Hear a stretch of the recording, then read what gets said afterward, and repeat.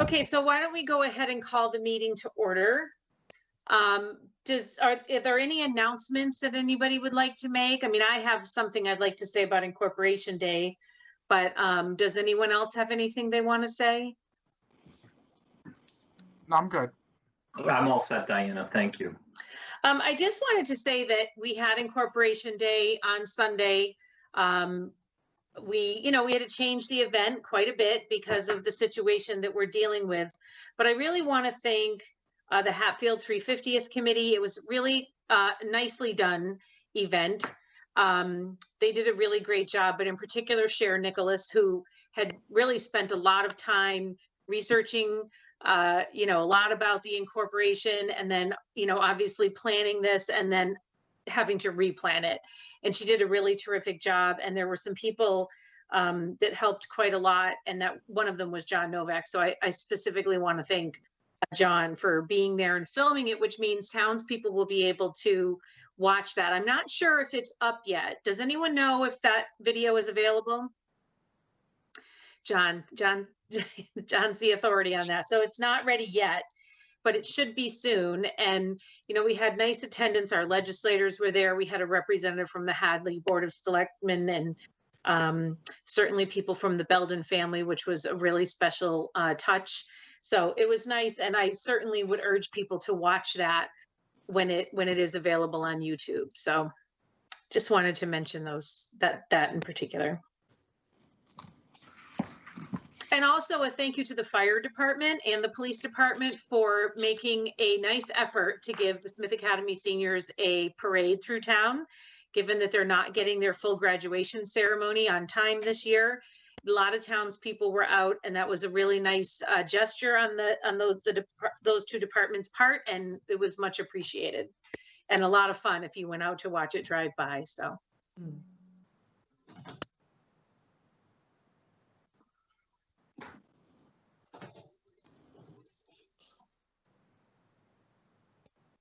That's all I have. Does anyone else have anything? Nope, not I. Thank you. Okay, so before we do not have any minutes tonight, it looks like. Before we open up the meeting for a public forum, I do want to read our public participation policy. The Hatfield Select Board welcomes everyone to its meetings and all other public meetings of the town of Hatfield. All regular and special meetings of the boards and committee of the town of Hatfield shall be open to the public and shall conform to the open meeting law.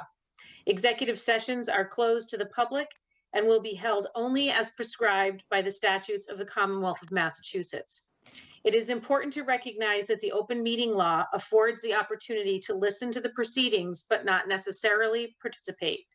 During meetings of the Select Board, an attempt will be made to find a balance between hearing from members of the community and conducting the required business of the Hatfield Select Board. So having read that, is there anyone here for public forum who has anything they'd like to say? Diana? Yes. It's Mike Cahill. Can you hear me? I can hear you, yes, not see you. You can't see me. Okay. That's fine. Yeah. A couple of issues. One, try to be quick. One is actually the public participation policy that you guys have adopted. I'm wondering, given the change in the nature and scope of our meetings, being more towards virtual meeting basis, and more people having the opportunity to jump in and participate, if you will, or at least view the meeting, different than meetings in the town hall where people actually have to make that trip. I'm wondering if you would at all consider expanding public forum so that there would be the opportunity for more of the attendees to participate and to actually have a Q&A session with the Board of Selectmen. Right now, it's kind of limited. It's short. Try to maintain some sort of a balance between getting the work done and the participation. But there never really is an opportunity for the public, the residents, to interact with the Board of Selectmen and have some sort of a dialogue over issues that are of concern to them. So given the fact that more people Unknown can, participant is now joining.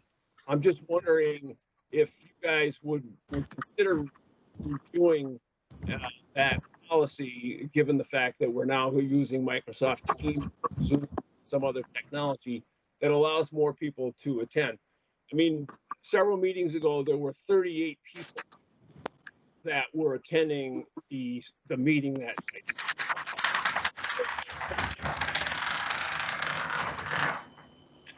The opportunity to participate and to have some sort of dialogue with the board, selectmen, and finance. So that's one issue. Don't have to respond tonight, but I was just wondering if that's something you guys might want to revisit. The second question I have is more specific, and it deals with the overspending or the overage on town hall renovations. Michael, I'm having trouble hearing you. Can you just say that again? Yes, the second issue has to do with the overage on the town hall renovations. Mm-hmm. And I believe someone mentioned in the last meeting that that was approaching $300,000. And I remember the budget for that was somewhere in the neighborhood of 2 million. And that included a 10% contingency. So I guess what I'm wondering about is that if we're over the 2 million by 300,000, and if you add the $200,000 contingency, we're really over the budget by $500,000. And I'm just wondering if someone at some point could address how that happened and why that happened, and the fact that we're now going to have to fund that deficit from somewhere. In a time when everything is we're trying to be as austere as possible. We're trying to level fund budgets, and we really don't have a real high confidence level.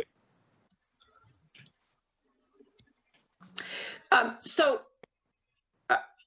don't know if I can't hear you or if you stopped speaking all of a sudden. Are you done, Michael? Sean. Is now joining. Yeah. Oh, sorry.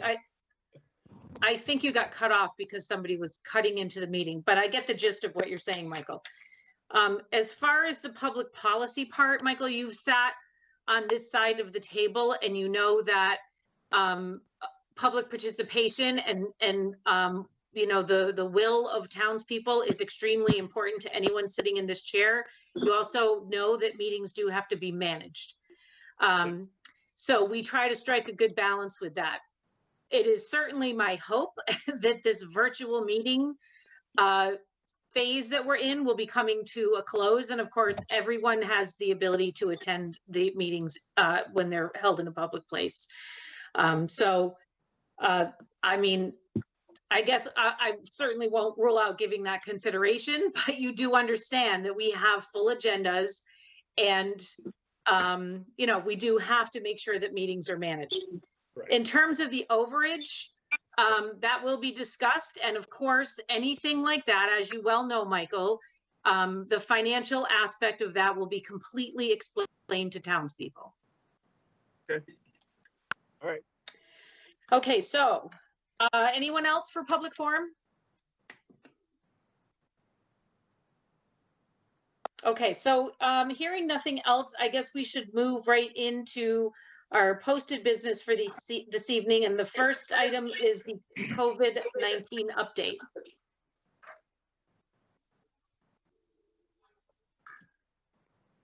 Well, I don't know. Carrie, I think, had to work. She did, but she said she would be available. Diana, give me 1 second. Oh, Yeah.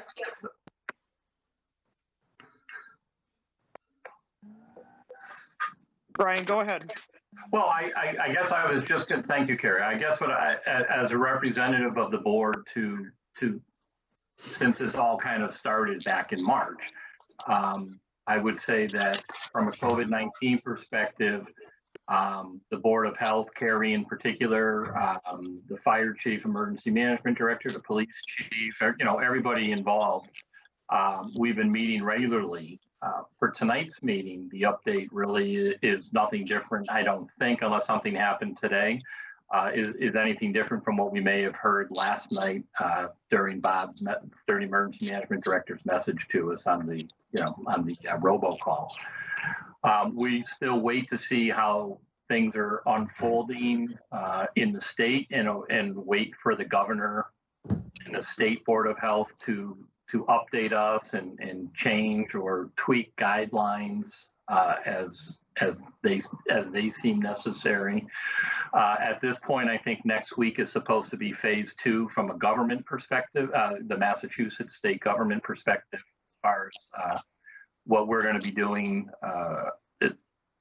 as far as our town goes. So phase 2 allows outdoor restaurants to have takeout service, outdoor seating if it's available, things of that nature. Bob, I don't know if you want to hop on it. I mean, it basically is phase 2 is next week. For tonight's, nothing's really changed. We've had a certain number of cases, most of which have been gone through the 2-week process, right? So I think we have 6 active cases in the town right now of COVID-19 cases. And I guess, I don't know if anybody has any questions about it, but really there's not a whole heck of a lot. We know town hall is going to be opening next week with limited hours and safety precautions and temperature checks, and residents wearing masks should they come to town hall.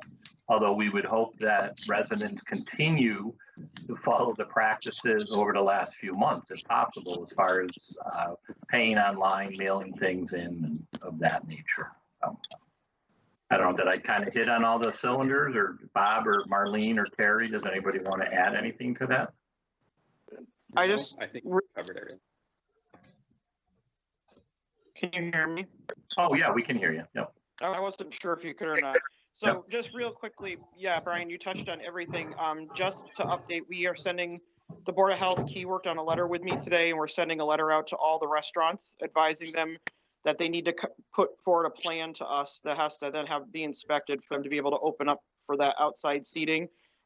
There is one restaurant in town that already was doing the outside seating with the picnic tables, but it was done with approval of the Board of Health. So he's done what he's supposed to be doing, though he will get the same letter as the rest of the restaurants. As for the building, like the letter says, we're only going to be open the 2 days a week for the 4 hours minimum. That's going to be the only time the building will be open to the public.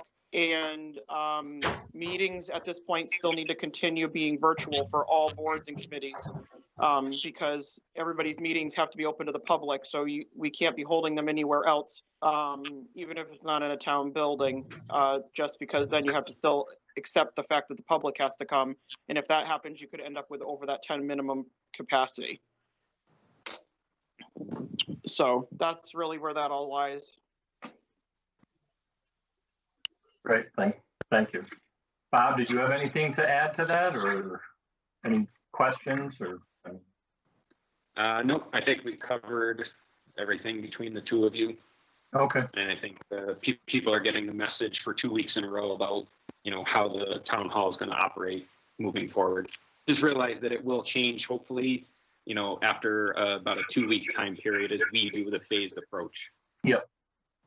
Yeah, I think it's important for the people, to Bob's point, town hall is opening, but it's really going to be restrictive. I mean, it's one person in the office, or one resident in the office at a time. Temperature checks coming in, hand sanitizers, masks must be worn. I mean, it's really, so unless you really have some urgent or really official business that has to be done in person, we would continue to urge folks to try to do things remote, over the phone or online, if at all possible. Why put yourself in harm's way? And you also, you'll be entering on the south side of the building, which is where the ramp is. So nobody should be using the front door. That includes employees going in and out. Because the sign-in sheet, the temperature checks, and all of that starting next week are going to be at that back door, or at that side door. So everything else should be off limits for entering and exiting, other than, of course, if there's an emergency of something. Okay. I just want to thank all of you for your diligence with staying on top of all of these things, as they're, they seem to be constantly changing. And You've done a great job and a great job of keeping people informed as things are changing. So I appreciate that. Thank you. Anything else on that? Does anything? So do we want to move on to the CARES Act relief funds? Well, I just like to also speak, if it's okay, Diana, to the Yes, of course. coordinator appointment. So this Yes. is something that, you know, the police chief had raised during our weekly calls a couple weeks ago. And it does involve a lot of time, as we all know, in keeping all the departments and the citizens of Hatfield up to date. And so we considered an appointment, COVID-19 coordinator appointment. This would be a temporary appointment, an average of 20 hours a week. That the person, well, in this case, I'm proposing that it's Carrie, and Mike had brought Carrie's name forward as that individual to be the coordinator, because she's the one that has been doing it since this pandemic started. And so I have put together, laid out a list of the responsibilities. As I said, it would be a temporary appointment averaging 20 hours a week. Funding would come from the Federal Coronavirus Relief Fund. And this appointment would expire December 31st or upon the expiration of the emergency declaration by the governor.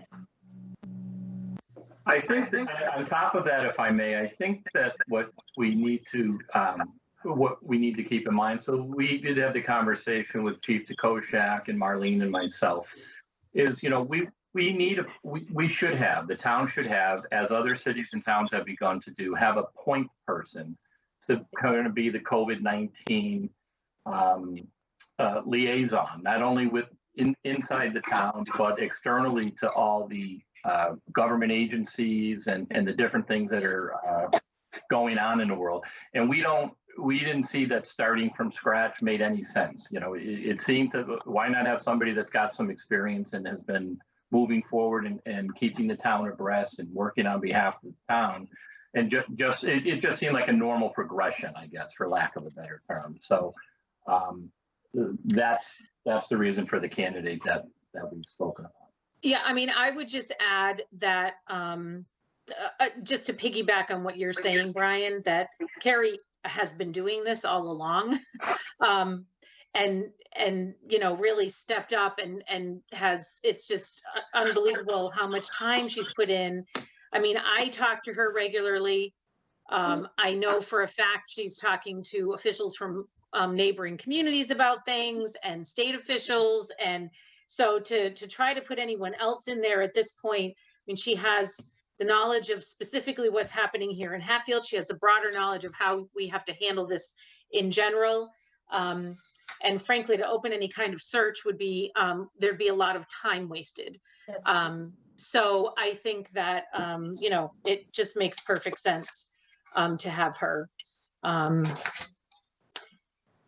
you know, as we will, you know, obviously take all steps necessary with the State Ethics Commission about all of that as well. Well, and it had been mentioned that the Board of Health should be a special municipal employee. And that designation was made several years ago. Mm-hmm. Like most of our boards are. I mean, it just protects you. I don't mean protects you in particular, but it protects the town. Just, you know, if anybody has any questions about it. Okay.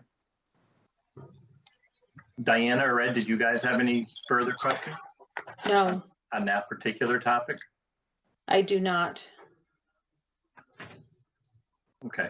So, well, actually, let's talk about this. Who would this employee answer to the Board of Selectmen, the Yes. Select Board, and would report hours?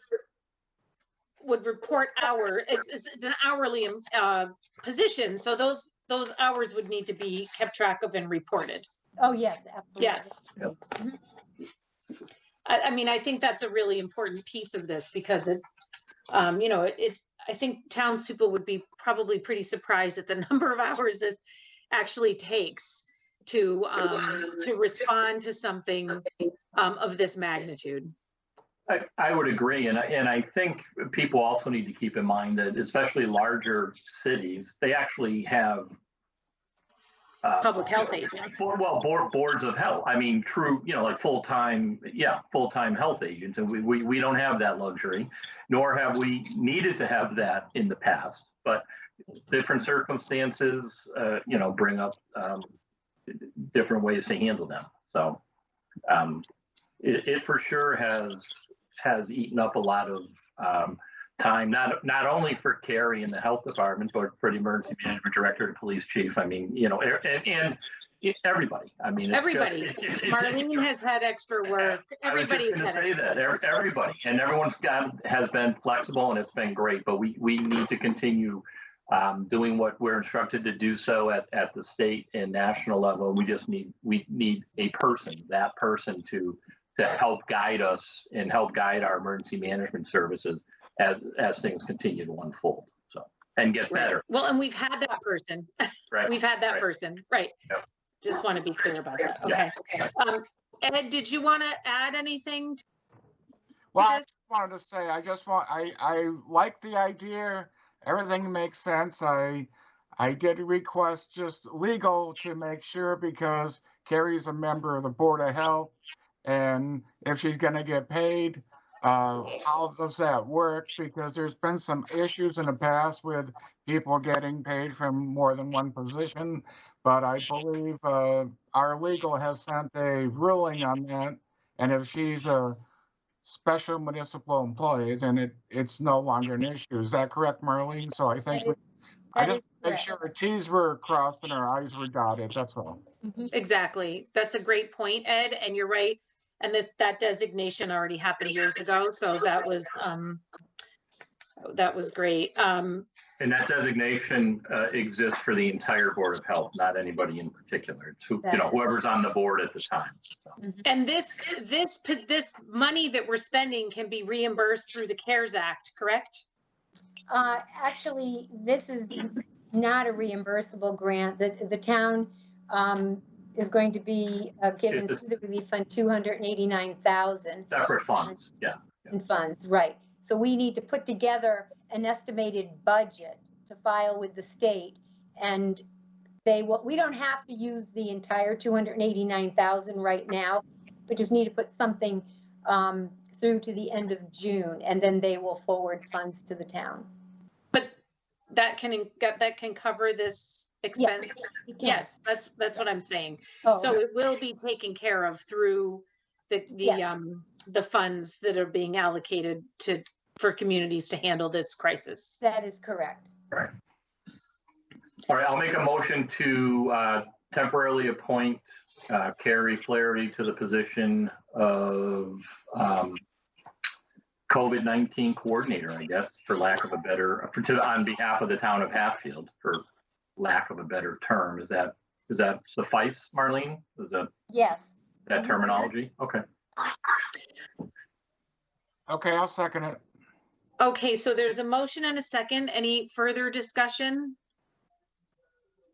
I would just, make sure that all necessary filings get done with ethics as soon as possible. Okay. So all those in favor? Aye. Aye. Thank you very much. And thank you, Carrie, for wanting to take that on or continue to take that on. So we have our meeting with the Finance Committee. We're a little bit delayed, Finance Committee. I'm sorry, that's at least partially my fault. Does the Finance Committee, do you want to take the lead on this review of the town meeting warrant and discussion of capital projects? It's up to you, Diana. I don't mind. Well, let's just start going. We should work on, you want to do the warrant first, correct? I wanted Yes. to talk budget first, but Budget first, okay. This is Betsy, and I have a lot of questions about the budget, just for clarification. So can we do that? Yes. Okay. Well, Yes. and Betsy and the whole finance committee, I'm kind of hoping we can go through the budget almost page by page, because I have Yep. questions too. Okay. Okay. Marlene, why don't you start with what you've put together, and then, you know, Betsy, as it comes to your questions, then we'll take those up. Okay. Sean, are you with us? Yes, No. I am, Daryl. He is. Okay, I hear him. Okay, good. Okay, Marlene, where do you want to start on the budget recap? Can you guys see my screen? Yeah, You guys- so Brian, Yes, if you go to the budget recap tab, So you guys can see it, right? yep. Yes. Okay, there you go. So I just want to point out that the changes that were made since last week's meeting is all the 2% COLA was added to all the department lines. I have plugged in articles on the special appropriations tab. We'll get to that later on. But anyway, starting with the budget recap. So the first change you see since last week's meeting starts with other financing sources. Everything above other financing sources is the same. Nothing has changed there. So right now, based on last week's discussions, there are a couple articles that both boards agreed to fund from free cash. So now you see $88,027 right now is covering a couple of items, and that could increase after tonight's meeting. The next item, other available funds.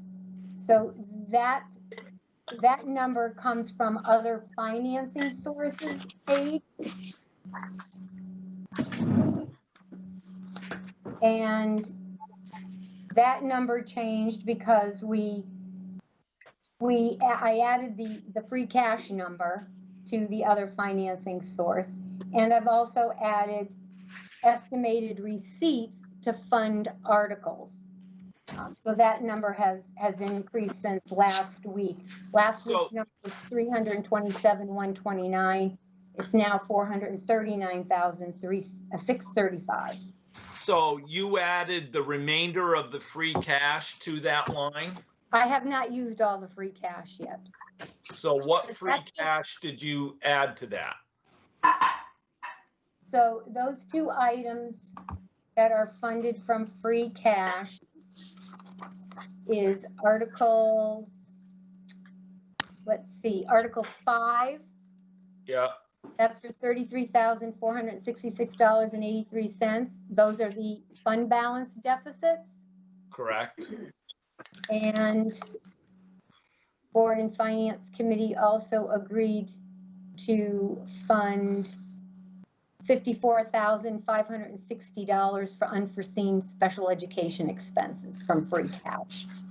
Okay, Last week, we talked about that number. It was $59,900. And school superintendent confirmed that it has been reduced to $54,560. okay. Thank you. And on the other available funds, I thought you said you put some free cash in that, or why is that higher? So you're looking at the budget recap? I'm looking at other financing sources, other available funds, 439,635. What is that number? So the free cash number is also plugged in at the top of that tab. I know it's on top of that, but what? Yep. And then the 12,000 from school choice, that funds the facility, a portion of the facility director's salary. Yeah, Mhm. Ambulance receipts, 74,104. That covers the ambulance's operating budget. okay, And so that I verified with the accountant, that is available. Okay, super. And then, of course, $500 for cemetery perpetual care. Correct. And the Chapter 90, 241,514. Okay. And then I plugged in, it's Article 7 in the warrant. That's to repurpose projects that have closed out. There's $61,517 that is available.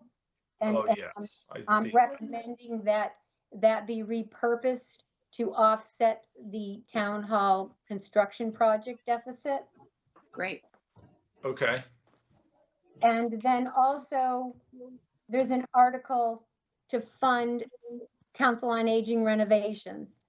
And that article last week, a couple of people had asked if we could combine the article to appropriate funds for renovating the Council on Aging. And then there was an article to repurpose and appropriate the money remaining from the $325,000 that was authorized for the second egress to the Council on Aging and renovations to the Council on Aging kitchen.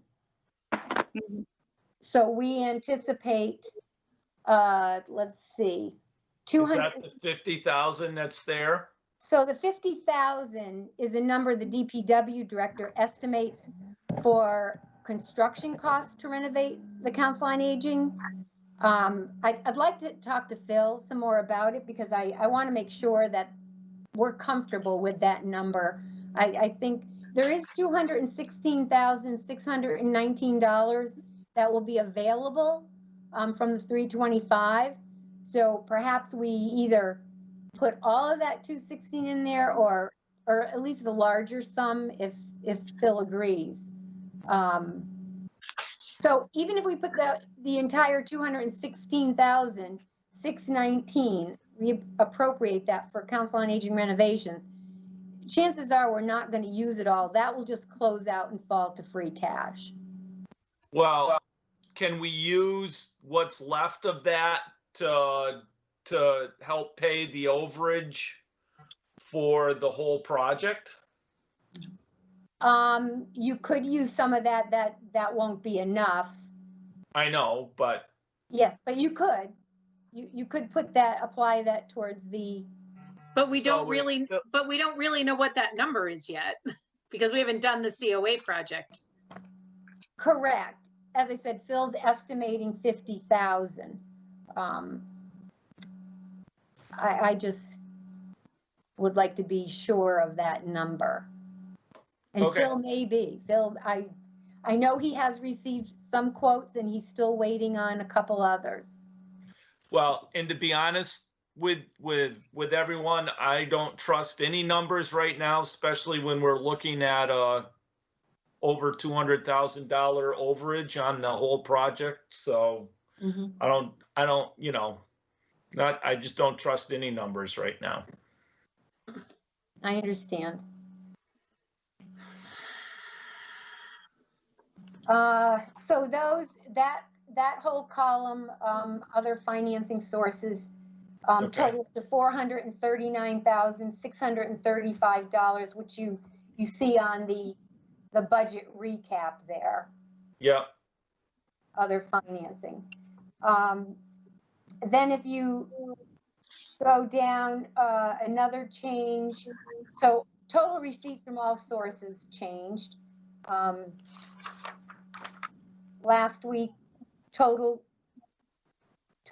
receipts for all sources was $13,274,809.97, and it is now $507,842.97. 13 million. I'm sorry, 13 million. Why am I saying that? Yeah. Okay, so yeah, big difference. That is a result of the additional funds in the other financing sources Right. category.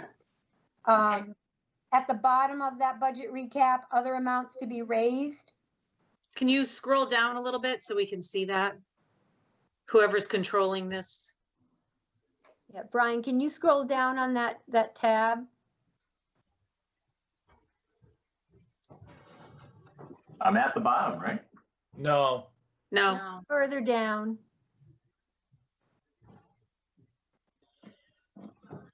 That's all that's on this page. Hmm. Yeah, some of it's, yeah, there's, okay.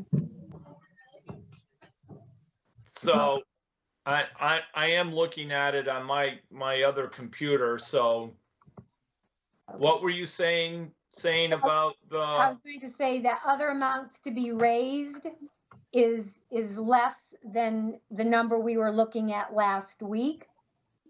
okay, And that is the result of the, yeah, that number pulls from other financing uses tab.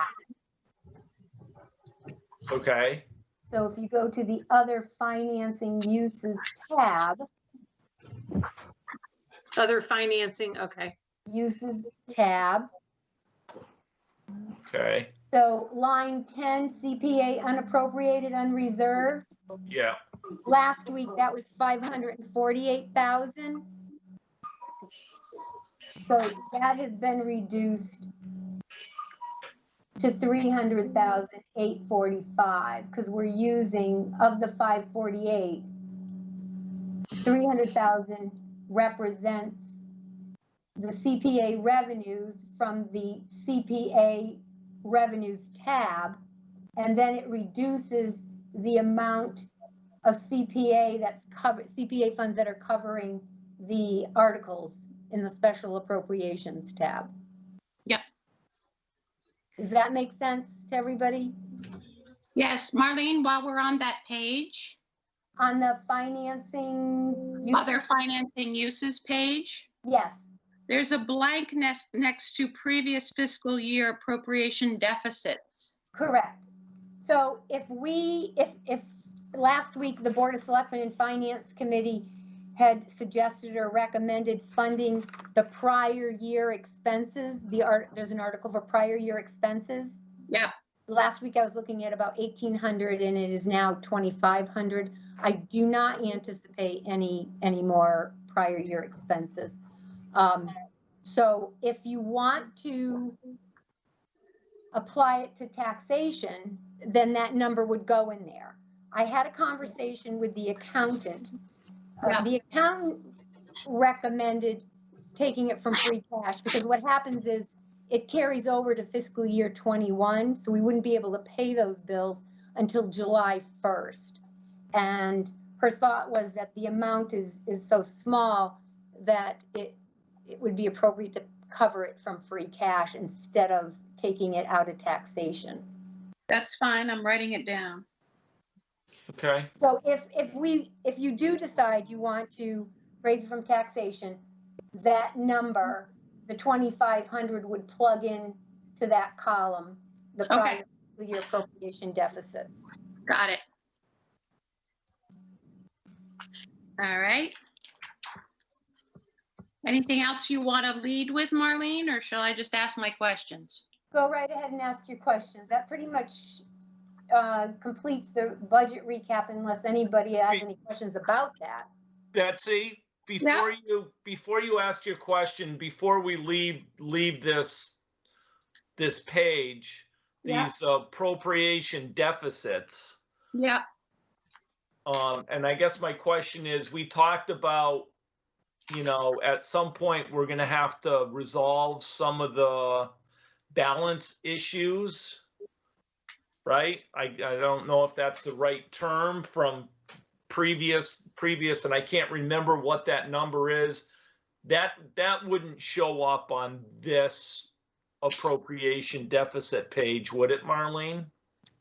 I don't believe so. What previous deficits are you talking about? Well, so that we can get all our free cash. Oh, Yeah. I'm not aware of any others. If that's what you're asking, I'm not aware of any others. No, with what we talked about last week so that the state will fully refund all of our free cash. There's Oh. something, I Right. think, Daryl, that these are prior year deficiencies. okay, They're not the accounting problem. Right. they're not the accounting problem. Okay, No, thank you, They Sean. would just be literally like bills that we Can't that pay. didn't come through in the fiscal year they were supposed to, essentially. Right, Couldn't be paid. okay. But I do know what you're getting at, Daryl, so. Yeah, no, and we can talk about that later. Yes, So anyway, all right. okay. Betsy, go ahead. I'm sorry. Ask your No, that's question. fine. That's fine. So I'm looking, Marlene, at local receipts. It's page 8. Yes. Okay. And I also looked at my budget from last year. Mm-hmm.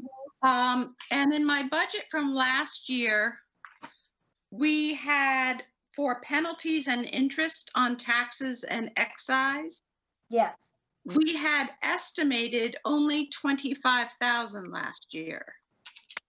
Sorry, what page, what tab, Betsy? I'm sorry. No, it's page 8, Local receipts. local Local receipts. receipts tab. Yeah. Thank you. So I don't know where that is coming from because I looked at it last year, previous, and I didn't see that. Okay, well, it doesn't, that's okay. I guess what I'm questioning is this the right estimate for the coming year? Just like, should it be more than, I don't know. I just wondered where we got, That's you're almost saying a Sharon question. Well, I was just gonna say, if Sharon is there, I'd like to have her, contribute to the conversation. She's done an excellent job, collecting. And I think that 92,988 certainly represents that. Yeah. And then the estimated for fiscal year 20 is 62,200. So we were pretty much, trying to use the same numbers. But if Sharon is there. I am here. Can you hear me? Yes. Barely. Okay, sorry. Is that better, Daryl? A Yes. little better, thank you. No problem. So we did in 19 we spiked because that's the year we had to do all the catch up. So I would think that reporting last year's is pretty accurate because that's where we're trending. It may actually be 20s might come down a little because we're not charging penalty and interest already for the tax, but I would be pretty confident in that number for 21. All right. Thank you, Sharon. No problem. Okay. Hey, I have a real quick question for an Excel person. Why am I only seeing page 1 on all these? Do I need to do something different, or is that all that's come through? Each of them are one page. Each tab is Each just about. tab. Well, I thought Betsy said on page 8. Oh, I'm sorry. It's like tab 8. Tab 8. Oh, okay. Here I am giving you guys all a headache by going up and down, and I'm like, okay, no problem. Sorry, tab 8. Okay. Oh, you okay there, Brian?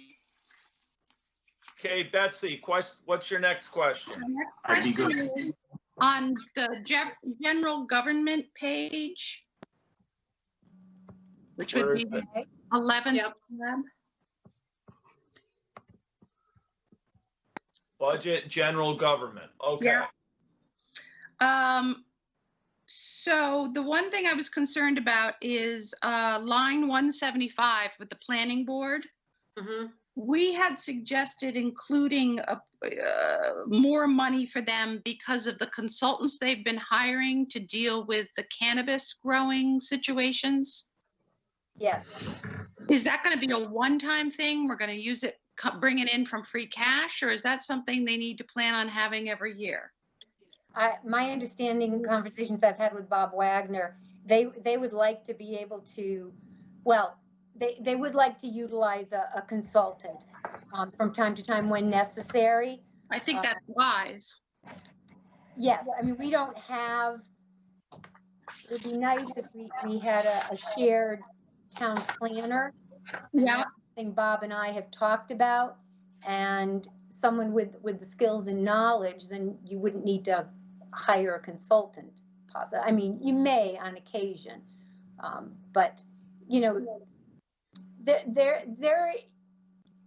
you know, as you know, the planning board is elected, and God bless Bob, he puts a lot of time in, and someday he's gonna decide he doesn't want to be on the planning board, and the town will be stuck. Yeah, I think we should have money in there for expertise, either from free cash or as a regular part of the operating budget. And I might agree with that, Betsy, but I also think we are going to meet again this fall. Mm-hmm. And I think some of those things can get addressed in the fall when we're a little more sure of where we are in the budget. Okay, that's fine. It would be my suggestion. And I'm a little bit worried about, I don't want to open the floodgates, so to speak. Yeah. And can I ask, this is my brain not functioning. On the top, on column F, R and A. Raise and appropriate, that's taxation. What is it? Raise and appropriate. Raise and appropriate, So taxation. Thank you. That's taxation. Okay. And so, no, I don't have any other questions on this page. My only question here is that at some point, we will want to put up to $365,000 in line 132 for the reserve fund. Is that right? Yes. I believe that's what we talked about. Yeah. What was that number again, Betsy? Well, we want to bring the balance to $365,000 in the finance reserve account, Right. which is the maximum we are allowed to put in there. Right. Obviously, we would take it from free cash. Mm-hmm. Yeah. So let's just put that in there now, Marlene. Okay. So you want to make that total 365,000. Yeah. Because that's the max, right, Betsy? That's the maximum. It's the 5%, right, of the local revenue. So we can just do the math on that. Yeah. Yeah. It was 365,898. Okay, did you get that, Marlene? I had a different number. Okay, so I'm sorry, go ahead, Diane. 365,898. 898. Okay. So I've added it to my spreadsheet, $365,898, and that's going to come from free cash. Right.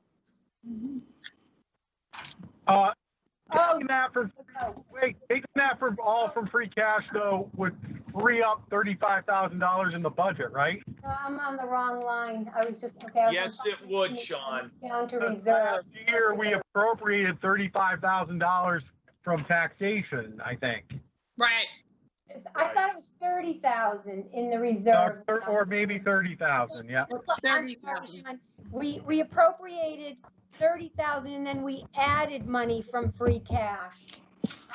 Yes, it was Right. 57,000. But whatever that appropriation was is if we don't take it this year, it's going to be there somewhere. We're going to have $30,000 extra that wasn't accounted for. Well, technically, if you take the 30,000 out, right now, it'll fall to the recap, Levy. right? It'll be in the levy limit. Yeah. Well, unless we spend it somewhere else. Unless we spend it somewhere else. So, but you're right. It would get it. Well, yeah. Anyway, I didn't quite figure out why our levy limit went up, but whatever. Okay. Marlene, you got that? So you want to add, so there's already 30,000 in there, which was what we had appropriated last year before. Right. So why don't we just add 335,000 from this year's free cash? Okay, so 335 will come from free cash. Right. Okay, Well, I think what Sean's saying, and correct me if I'm wrong, Sean, is if we take all the money that we can from free cash Yep. and not and drop the 30,000, let it fall into the budget. Yep. Either use it somewhere else or let it be on the levy limit. Maybe that's a better way to go. Okay. Yeah, I mean, it would just free up $30,000 if we need it somewhere else. That makes sense. Absolutely. Just so Marlene keeps track. And it would be ongoing. I mean, Yeah. I don't care. Six of one, half dozen the other in some ways, but we just need to know that and keep track of it. All right. okay, so, all right, so what are you deciding to do? Daryl? So you're the $30,000 that's in the reserve fund now, Correct, would be raise and appropriate? you're gonna drop it from raise and appropriate because and we're gonna take the total that we can from free cash, Okay, okay, which was Diane's number, which I don't remember right now, but Just remember, Daryl, that if we do that, I'm fine with doing it, but if we do it, then some future day where we might need to get that money back out of taxation for finance reserve. You know what I mean? Like we might not have free cash to do it or whatever. Who knows? I'm just saying. We're just gonna have to remember it. That's a good point. What's the pleasure of the finance committee? I'd rather leave the 30,000 where it is, just as a placeholder for future years. Okay.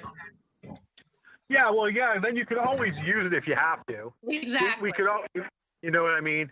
Yep. Marlene, we take it back. Yeah. Sorry, Marlene. all right. well, let Kim, me Diane, are you okay with that? I guess I'm not understanding, wouldn't you have to reduce your free cash, what you're using it from free cash by 30,000 then? Yes. Yeah, we would have to reduce what we're using from free cash by 30,000. You're Okay. exactly Now right. I understand. Okay. Yeah, I'm good with that. Okay, so 335,000 is coming from free cash and 30,000 from taxation? Correct. Yes. Okay, Yes. that's what I have in the spreadsheet that I've, on my PC here. Thanks, Okay. Marlene. Sorry Thank for the confusion. Okay, so the total is 300,000. Say that again. The total is 365,000, Yeah. 30,000 from taxation and 335,000 from free cash. Yes. Yeah. Right. Got it.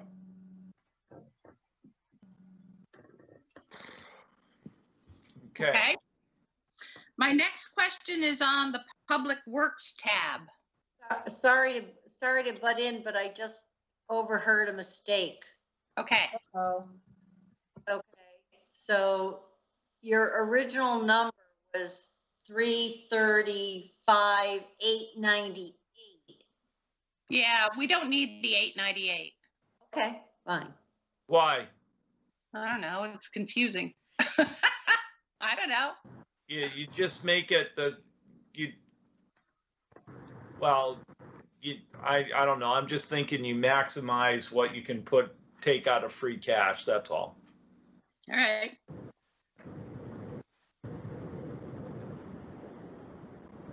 Okay. Betsy, What- you said Public Works? Public Works. Mhm. My question on this page is the mechanic/motor pool. Yeah, And in that budget is $64,600. And my question about that is obviously, not obviously, I'm guessing that line is to maintain vehicles that we have. And I just wondered how are decisions made about which vehicles we should keep on and pay the maintenance for, and at what point does it make more sense to get rid of the vehicle rather than maintaining it? Well, I understand that the DPW director will consult with the department heads.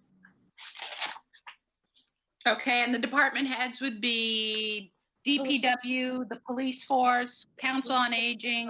Council on Aging, and he would also consult with the mechanic. Schools, whoever has a vehicle in their department, basically. Is Phil on tonight? No, he had a conflict. Okay. I mean, I don't know how it works now. That's the process. That's basically the process. They consult with the mechanic makes a recommendation. Bill talks to the mechanic makes a recommendation. They talk to the department head. Betsy, I mean, I'm assuming it works the same as it did when Jim worked there, and they obviously balance, the cost of replacing it, how much the vehicle is used, how much it's going to cost to maintain and repair. Sometimes as they get old, it costs prohibitive. Some of them are worth hanging on to. So it's very much a sort of decision that's made by more than one person with, there's input from, a variety of different people that make that call. Okay. And let's make sure when they put the cost of keeping a vehicle that they add the cost of insuring it. Because that is an additional cost on the town also. Yeah. I mean, if they're getting rid of it and not replacing it, then there's a difference in insurance, but if they're going to save the vehicle, which I'm fine with, you just have to remember that, I mean, our insurance line is pretty high. So right. That's part of the concern. And Betsy, sometimes vehicles are repurposed. So it may be that a truck that the DPW uses, really isn't up to snuff for that, but they might give it to the school department to do their runs to the transfer station and things like that. Okay. All right. So I have a question on this page. There's a budget difference on the transfer station there's an additional almost $18,000. I thought we were level funded. I think that's the cost, Daryl. Marlene, you can correct me if I'm wrong. I think that's the increase for recyclables. Right. Yes, that is. There are costs that we are obligated to pay. There's the testing of the well. Yeah. DEP, and so there was an increase for this next fiscal year. I think that was roughly 5,500 more, and then $11,000 increase for the hauling. That's right. A huge expense. Oh, that's right, and that's on that line. Yeah. So we really don't have a choice there. Oh no, that's fine. I'm just looking for clarification. That's all. No, absolutely. Betsy, next question. Okay. Under Health and Human Services tab, there are a lot of little increases to budgets, and I wondered if you could just walk through those. Oh yeah. Okay, so each is that all salary? Each salary line, there's a 2% COLA for the Board of Health agent and the 3 members of the Board of Health. The animal inspector received a 2% COLA. Would you like me to let you know what that amount is? So I have a question about that. Did we decide we were gonna, we were going to give the 2% to elected officials also? I mean, I'm fine with it if we are, but I don't remember having that conversation. So, Daryl, I hear what you're saying, and this is a constant issue. Every year. Because what is actually the dividing line between who's elected and who's working? Right. Because where does the town clerk fall? Where does there's all kinds of people who have what appears to be a full-time kind of job or a part-time kind of job, but they're elected. So I'm never sure where we're actually drawing the line here. Right. And that's why I asked the question, you know, I mean, I guess I'm pretty much okay if we're giving 2% to everybody, then that's I'm fine. fine with that. I'm fine with that. I just wanted to make sure I understood what Yep. these increases were. I do Yeah. have one. Yeah, Go I'm ahead, kind of Sean. fine either way. I'm kind of fine either way. It's just, it's hard because we've never made a decision about like who falls on which side of the line. Right. You know, like if someday outside of this process, we sat down and said, look, these are all the people that we would want included in the COLA, and these are people that we do something different with, that would make it different. You know what I mean? So that's my I'll only write that thing. down on my list of things to talk about. It's just hard to do it during the budget, you know, when you're talking about people's actual, you know. Right. Yeah, I get that. Okay. On that same page, Marlene, Yeah. we have line 543 that's called Veteran Services and Benefits. Yes. My understanding was that we got a request to increase the amount of money towards benefits by about $6,000, but that is not indicated here. Is that something that is optional on our part? Well, veterans benefits we are obligated to pay them. There are people that go off, and then there's people that we add Okay. that are tied to benefits. So Jerry Clark does an excellent job of overseeing that program. So he took an average. Right now, I believe we're spending about $49,000 right now currently. Right. Expenses are $49,000. So Yeah. he is estimating higher in anticipation. He may be aware of others that will be eligible. in Yes, so July. on his budget request form, it was for $56,000. Oh, 56. Okay. I thought it was 52. I guess I No, to it look was at higher than that. Let me find it. So again, I just want to make sure we have all our required expenses listed here. Yes, we do. So I will, I'm going to send him an email right now and ask him if we have an obligation to pay that 56, if, that's a definite. Yep, thank you. You're welcome. Could I ask a question of my fellow board members in the finance committee? Isn't there something that we pay and then from a veterans services, and then it's reimbursed the following year? Like we have to wait a year for all our true expenses? Does that sound right? Yeah, it's always about a year behind, Brian. Yeah. Oh, okay. Yeah. So we do receive funds from the state. Right. Is it the full amount or a portion? Does anybody know? I thought it was the full amount. I guess where I'm going with this is if we think it should be 57,000 or 58,000, let's just. No, let me correct myself. I'm sorry. What he requested was 53,000 for benefits. Okay, I had thought it was around 50. I'm sorry, 53,000 for benefits. Okay, so I'm looking at the cherry sheet tab. Mm-hmm. In fiscal year 19, we received from the state $40,439. This fiscal year, we're estimating $40,692. Marlene, it's Sharon. We Yes. get 75% back. 75%. Thank you. Thanks. Okay. Good to know. Okay. Where am I here? Betsy, did you have another question? Yep.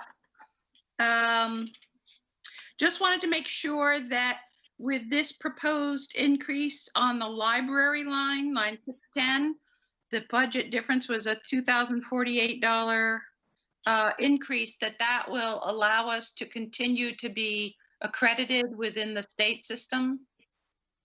Yes, I had a conversation with the library director via email, and she was comfortable with the level funding that we should, or no, the library should be able to still maintain their certification. Okay, good. But it's not really level funded. There is an increase Well, correct, with the COLA.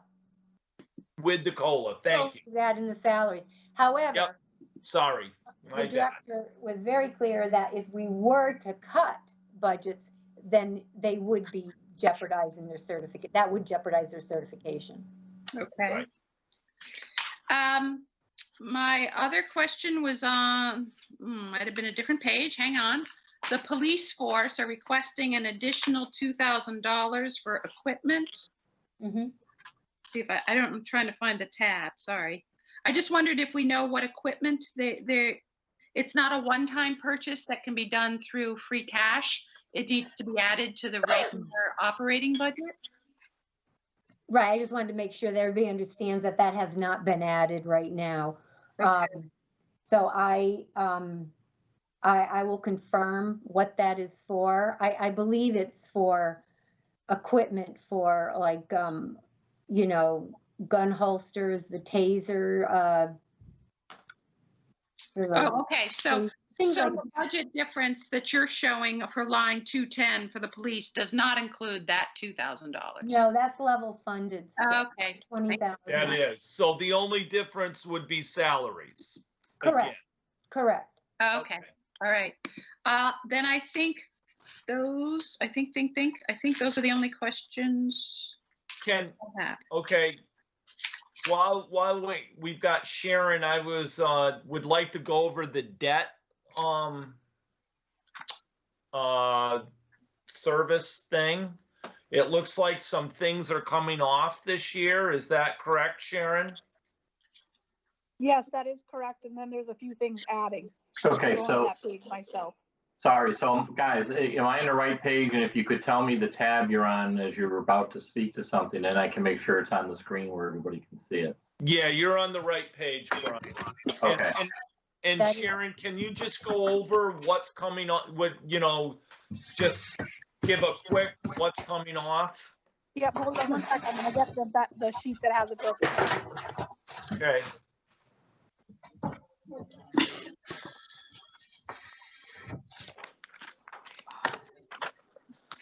Okay, so the things that are coming off for this year, where's the list of it? So that's 19. Sorry, too many papers on my desk. Well, according to the tab, it looks like the Smith Academy roof and windows thing is done. Yes. Yeah. But there was one other thing too, wasn't there, Marlene? There were two. The town hall roof has come off. Well, yeah, there's the town hall roof, and then, oh, I can't. Oh yeah, the school There's a roof, the town hall roof. fire truck something's 2,000 less that was the bond or something. Okay. Sorry, Just Sharon. those two. Keep going. No, it's those two, the school roof and windows and the School town roof hall roof. and the town hall roof. Yeah. Yep. And what's being added? Just So the new things are, we had to extend the wastewater gravity thickener because that didn't get finished before the end of this year. So that had to get renewed.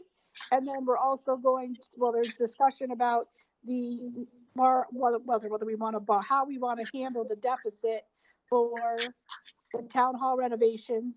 And also we plugged in some of the numbers. Marlene, did you actually put it on this page for the 1.6 million? The general fund debt does. Sean. Is now exiting. We added at the bottom of that page, the town hall renovations, line 18 and 19. Well, last year, line 19, we paid interest. Well, this year we start to pay. This year, we're picking up the principal. Correct. The and 132. and that's debt excluded, right? That is a debt exclusion. So while we're talking about this and the town hall, what the portion that we're over budget on, is that the debt excluded portion or is that some other loan portion? I haven't done anything for that yet, Daryl. What? I have not done anything, that amount that we need to appropriate for the deficit. Yes. I haven't done anything with that yet. Well, I wanted to have that discussion tonight with the Board of Selectmen and Finance Committee. so do you want to have it now, We can. since we're here? My thought was that, because I had a brief conversation with Sharon earlier about, possibly borrowing that, a straight borrowing, or, right, because we need to include that in an article. Right. And I guess my question, most of what we've done with the town hall has been debt excluded. So this portion would not be debt excluded, but we could borrow for it. Correct. And it's approximately $300,000, give or take. No, it's 400, the whole total, right, Marlene, is 400 and. The whole total deficit is 448,451. 61,517 would come from repurposing funds that are in an article on the warrant. Where does that leave us? $386,934. So Holy the crap. question I have is, how does this happen without someone and maybe the Board of Selectmen gave the okay to, spend beyond what was possible. How did that happen? Well, there's several things that happened, Daryl. So just before we started the construction, we had believed there were funds available, still available, prior to these authorizations. Right. And those were numbers that we had received previously from the accountant. And then once we started the construction project, learned from Justin Cole that there was a deficit, and we had already paid some bills, and we had to cover those expenses. So we started with a deficit. Then there were a number of issues that came up during the construction that we did not have any control over. These were, code compliant with the elevator and MDC trap, which was very expensive. We had to replace the sewer pipe from the kitchen to the northeast corner of the building. That was very expensive. So then there was a cluster of wiring. So there have been costs that we have incurred that were beyond our control. In pooling all the funds together, authorized funds, I had included the 325,000, which really is separate, because that was specifically for a second egress to the Council on Aging and for work in the Council on Aging kitchen. So that was my error, including that in the total available funds. But there might, and we don't know until you do the work, but there might be some money left over in that eventually. The 325, we know there's money left from that because the article was specific for that use. We can't use it for other. But we're proposing repurposing it for other work in the Council on Aging. Correct. But we still expect we won't need the full money that's remaining there for that. So we could ultimately repurpose that to pay this as well. But it's still a significant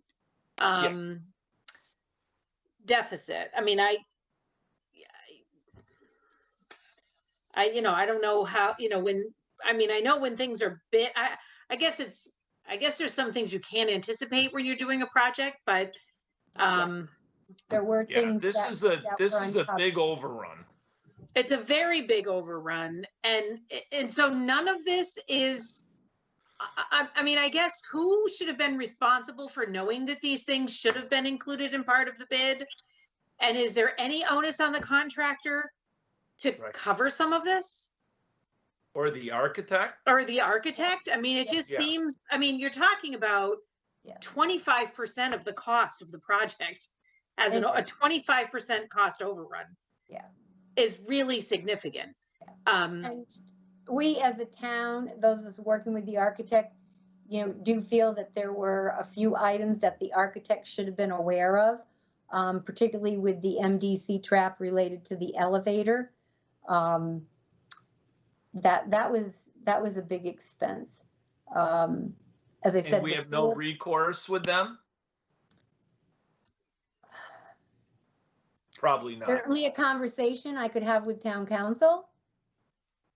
But, and I guess at this point going forward, we have to do something to take care of this deficit. Yes. So I And- know and- Well, we have bills to pay. Right. Yeah, exactly. Right.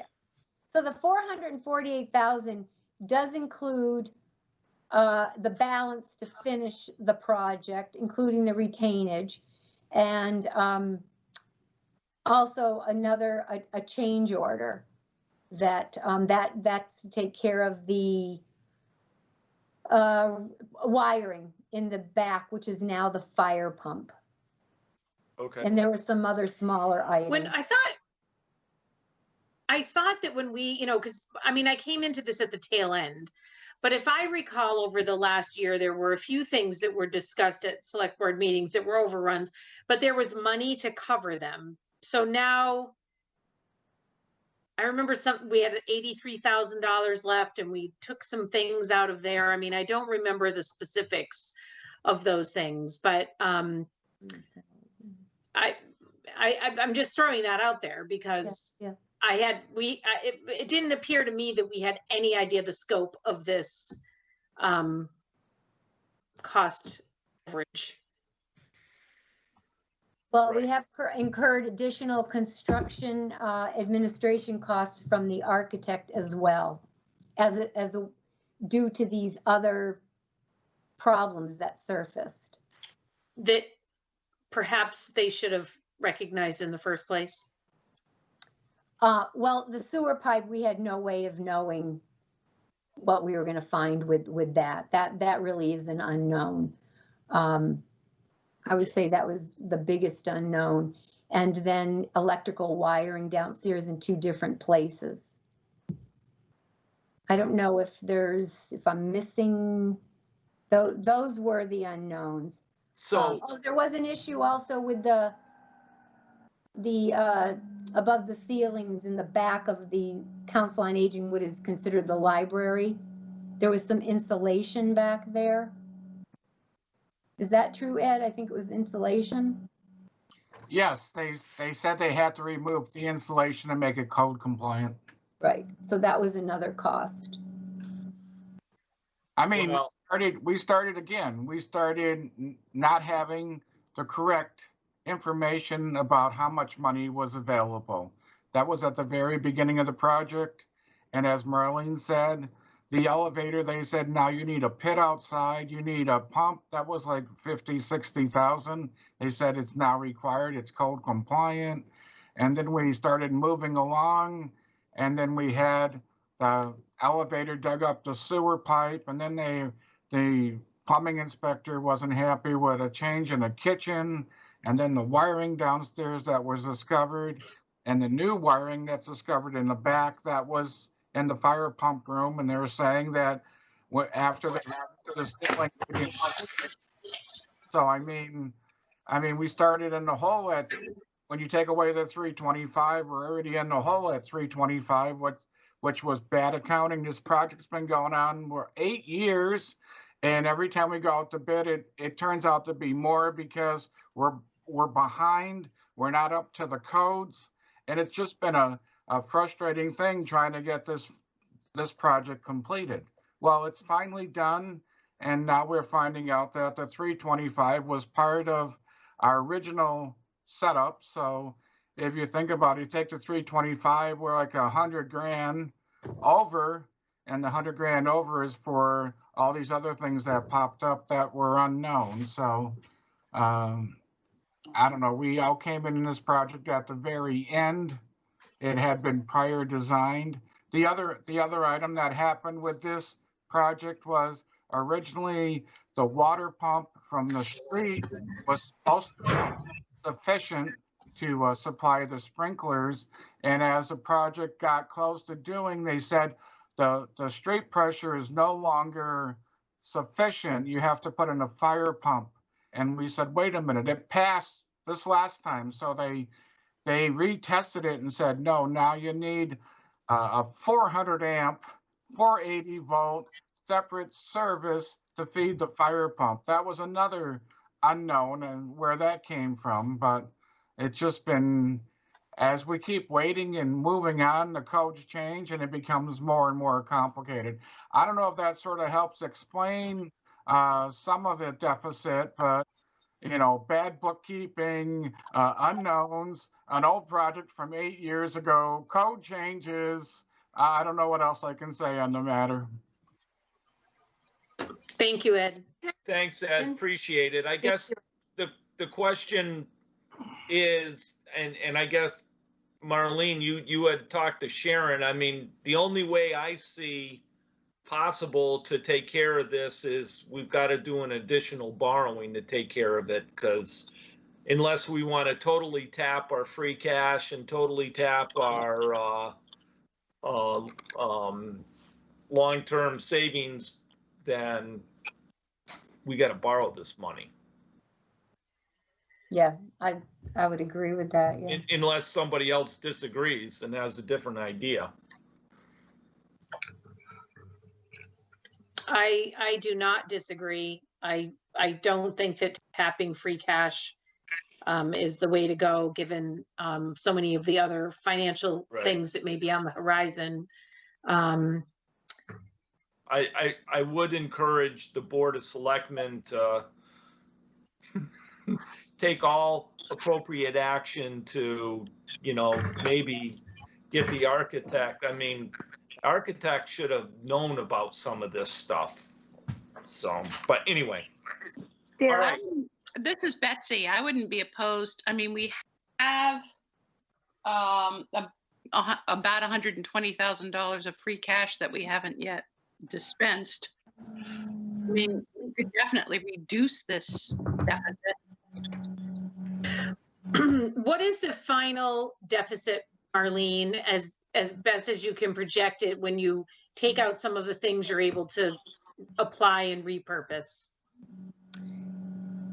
So, well, the deficit I'm looking at is $448,451.11. So if you use the 61,517 that we can repurpose, that leaves $386,934. Okay, and we don't know from the Council on Aging project what will be left? No. So Diana? But if, It's yes. Sharon. So, and the Council on Aging project, these bills are going to need to be paid now. That project Understood. to happen. So Yes, I understand that. sorry. all right, well, that answers that question. I was going to say, we can't, there's no way we can wait until a fall town meeting to address this. Is that correct? This needs to be addressed now? It does, because we don't want to end the fiscal year with this deficit. Yeah, and it's So kind I just of, ran sorry, Sharon. That's all right. I just ran quick numbers for you, if based on the numbers I used for the last borrowing. So if we did a straight borrowing at, you know, using the 380,000 as the rough number and the interest rate I got, it would be, if we just did straight borrowing, about 28,000 that would have to come out of the tax, you know, levy, if you wanted to do it that way. Okay. Because it's not a debt exclusion. Well, there's that 30,000 that was in the finance line that you were just going to leave there, Well, yeah. right? Right. Well, yeah, not if you're going to commit it to a borrowing. Right. I mean, unless the borrowing is going to be 1 year. No, I understand that. I'm just saying. Yeah. It's just kind of stunning that, I mean, it's almost $500,000 over budget. That's kind of crazy, but okay. Well,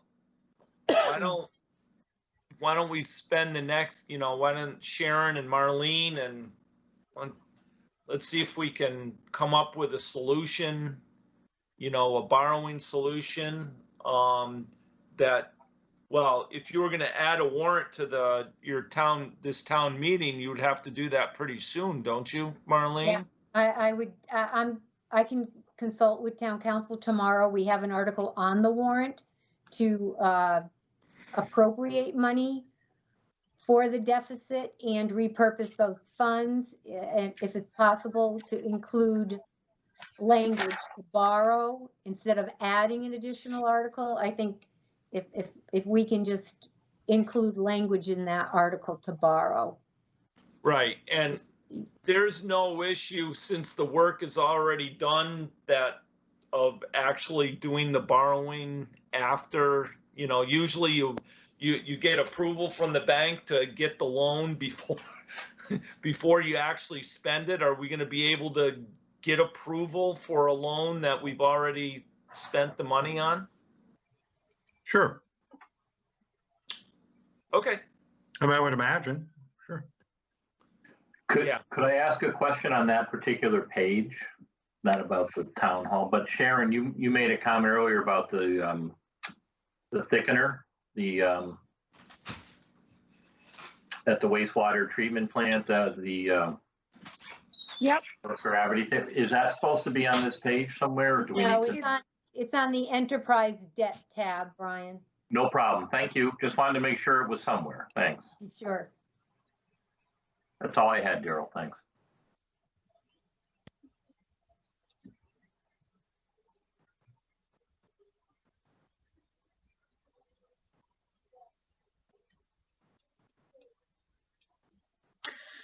Okay, Betsy, are you done with your questions? I am, thank you. Anyone else have any questions other than what we've discussed?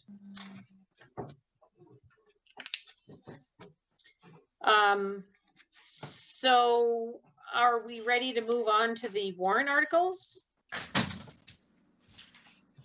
Daryl? Sorry.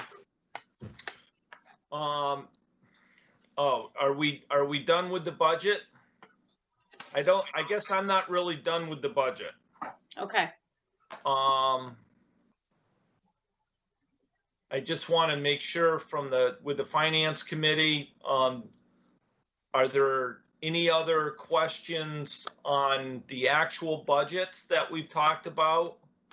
Right now, if we go back to the budget recalculation tab, it looks like we got about $71,000 in excess levy capacity. Just want to make sure everyone's aware of that. I'm okay with that.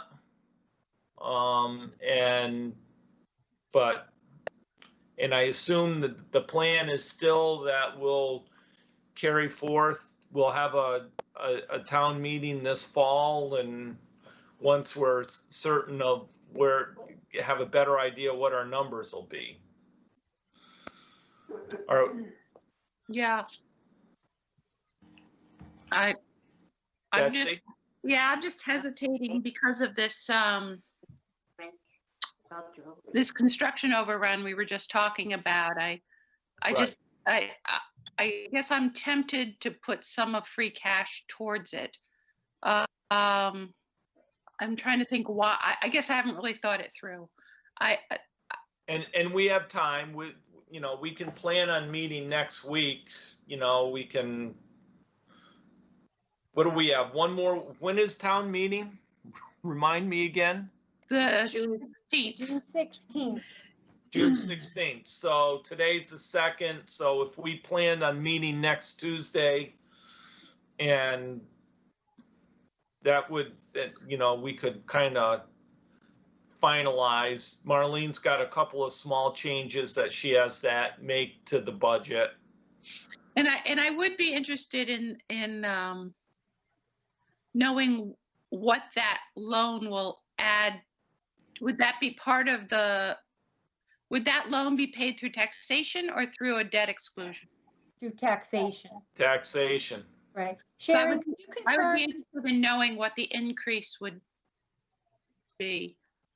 And Sharon, that wouldn't hit us until next year, correct? Correct. Yeah, correct.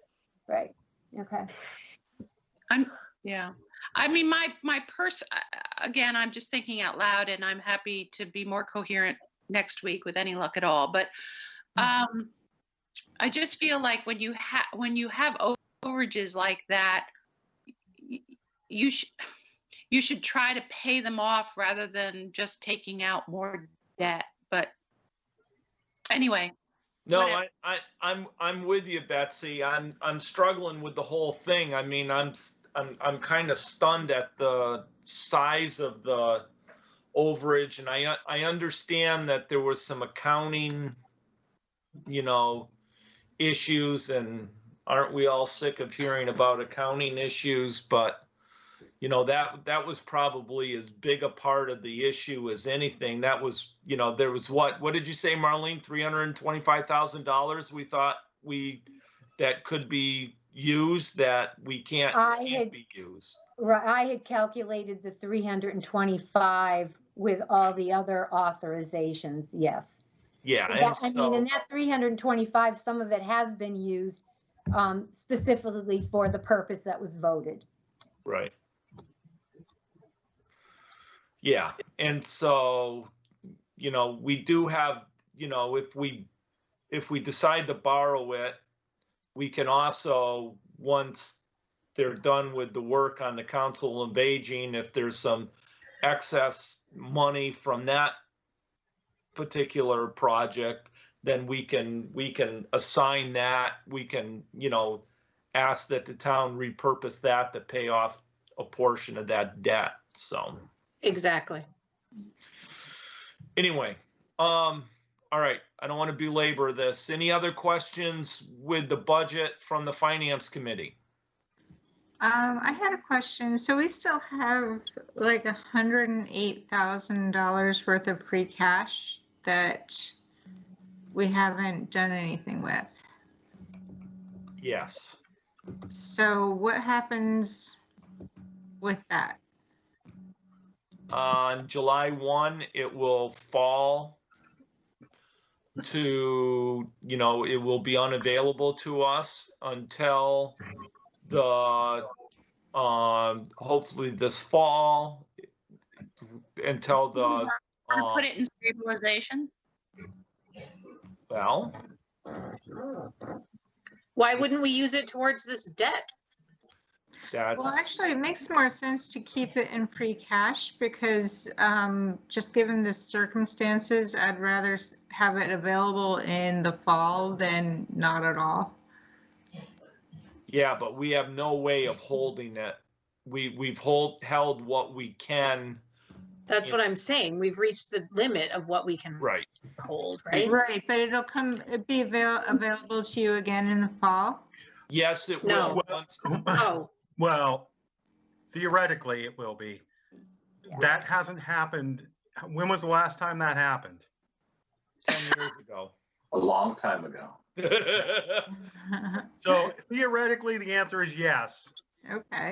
But I mean, the other piece that just when we put the $335,000 in finance reserve, if we intend to use that, we probably need to think let me correct that. If we intend to use that to fix structural deficit problems due to lack of revenue, yeah, we should probably consider the fact that we're going to need to do that in future years as well. Well, but in future years, we would just cut budget. Well, I mean, we can say that right now, but I mean, if we're going to cut the budgets, then let's cut them, I guess. You know what I mean? Like, I don't know that we're going to want to cut $400,000 worth of budgets either. But I think this, I understand what you're saying. No, I certainly don't want to do that. But I think we're just trying to prepare for the fact that collection this year is kind of hard to anticipate between November and you know, early next year. But if in fact the economy is so decimated that in the future we can't even come close to our former budget, then we're going to have to rethink how everything is structured. Right, I agree, but what I'm saying is that if you had $300,000 net this year to fix problems like that, either state revenue or local revenues, whichever, then you could conceivably do that again in a future year, using that $100,000 plus other free cash that gets freed up along the way. Right. So you might be able to play this thing out for more than 1 year. Yeah. Using free cash, which you might have to do. Yeah. So having that $100,000 in free cash not spent on anything is not necessarily a bad thing. I agree. It's not necessarily a bad Because thing. you might need it in a future year. Yep, that's right. And that's what and that's kind of the purpose of why we're at a level funded budget and while we're being very conservative, and that would be the pretty conservative approach to hold that for future issues if this is a multi-year event. Yeah, I mean, it might be what helps us keep the school going or something. Right. Yep. So it's just that, like, traditionally, like right now, you hear a lot that cash is king and don't be afraid to borrow to keep your cash position. Right. But we don't even, do we invest well, it? and it's really limited what we can do with it. It's really limited. But we could put it in stabilization. It would just need a 2/3 vote to get it out. That's right, yeah. I mean, we could do that. Or maybe part of it. I don't know. I'm thinking about this as a 2 to 3 year problem, probably. I think you're probably right. And so I'm thinking that you don't want to do we don't want to spend any money that fixes sort of ongoing revenue problems that we can't foresee potentially digging out in the next 2 or 3 years as well. Right. In the next 2 years.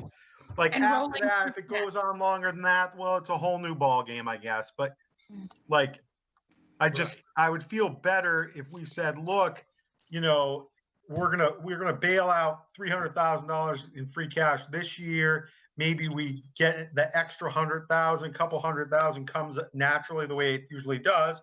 That saves us out another year, you know, and then we worry about the third year rather than spending it all today. And, I agree. And then, or putting it in stabilization where then we're subject to trying to get a 2/3 vote. And it's not just a 2/3 vote. It's potentially a 2/3 vote at a time when everyone is scrambling for money and every budget is going to be problematic. Right. You know, and then so how do you, it just makes it even more difficult. I don't know. I mean, it's not the worst idea to put in stabilization. We certainly could.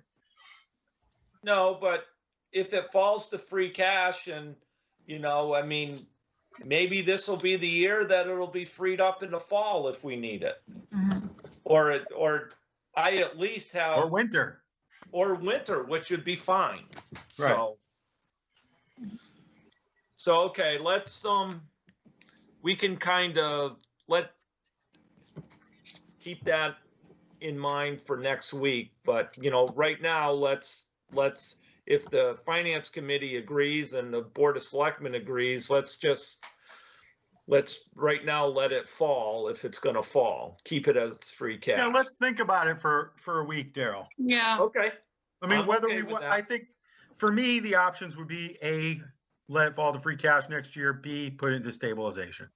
Yeah, no, those would be the two options, right? I mean, Well, okay, would it have to be the whole amount in one or the other? Couldn't we put, oh, no. No, right. I'm just going back to our meeting a few years ago when we said we No. would start trying to add some monies back to stabilization. Right. Even if it's 25% or something, and then the rest to free cash. You know what? Yeah, like you said, let's think about it and Right. reconvene in a week and see what makes sense. Because I liked what Sean was saying, well, what everybody's saying, but I mean, absolutely correct. This, we don't know what's happening over the next few years. And we've got to prepare the best we can without really knowing anything, just because of what's going on in the world. Right. It's really difficult because cities and towns don't run like businesses. Right. Revenue is not tied to need. We might have, when our revenues go down, our needs may in fact go up. So, right. We have to plan for some way to stabilize that over time, like, especially if state aid gets reduced. I'd just like to add, I understand you'd like to take a week to think about it. If you do decide that you would like to fund the stabilization fund, we need to add an article to the warrant. The warrant must be posted no later than Tuesday, June 9th. But we can meet on Monday. Yeah, we could do that from the floor too. Yeah. Do what from the floor, Sean? We could appropriate it to the stabilization fund. Yeah. Okay, without an article? Why not? Well, why can't you do a budget amendment? Oh, I don't know, actually. I'm not sure. I think you could.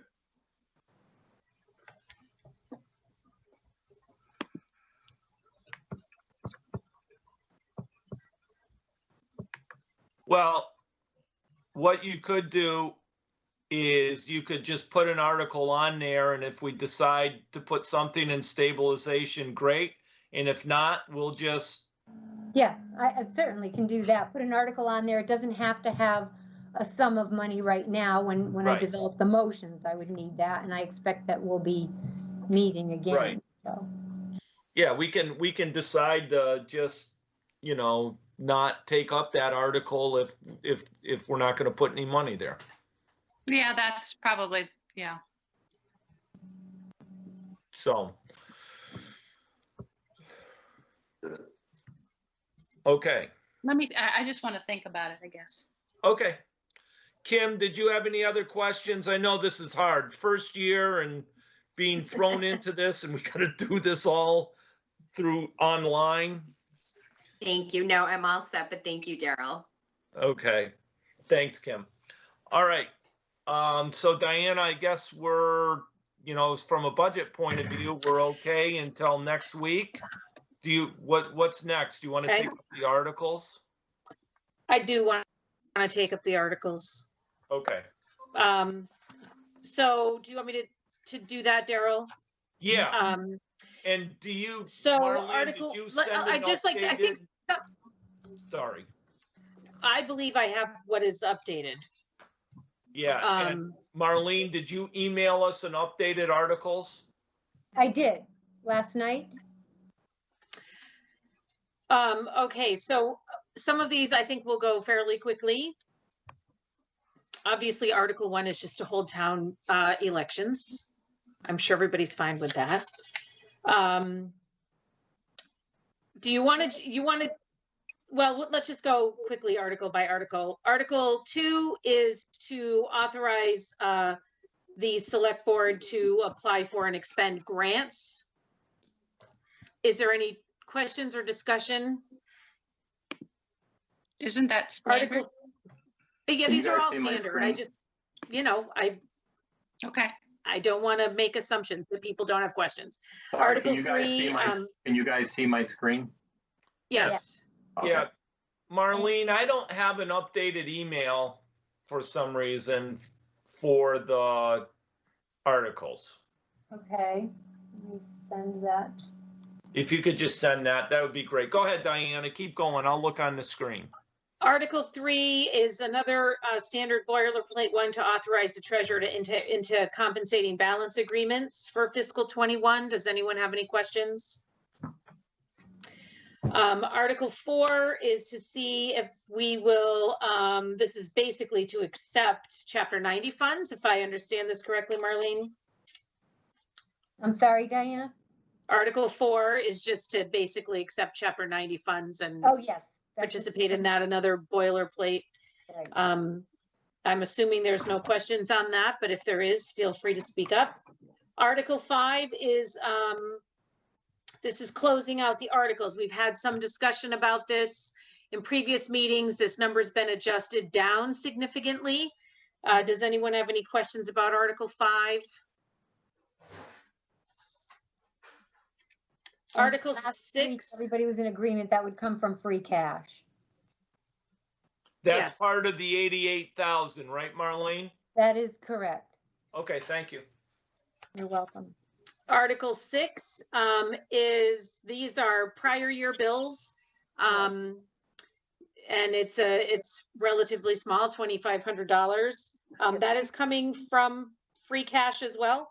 Last week, you talked Yes. about taking it from taxation. No. The accountant recommended free cash. Yeah. Does the finance committee want to discuss that, or you're all set with taking it from free cash? Free cash cash is is fine with fine. me. That's fine. Article 7.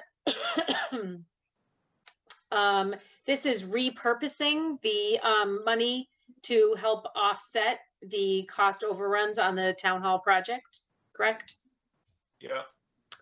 Right, that's the 61,517. Any further questions on that? I think we've covered that somewhat extensively. Article 8. This is the Council on Aging money that was originally 325. We've talked about this quite a bit as well.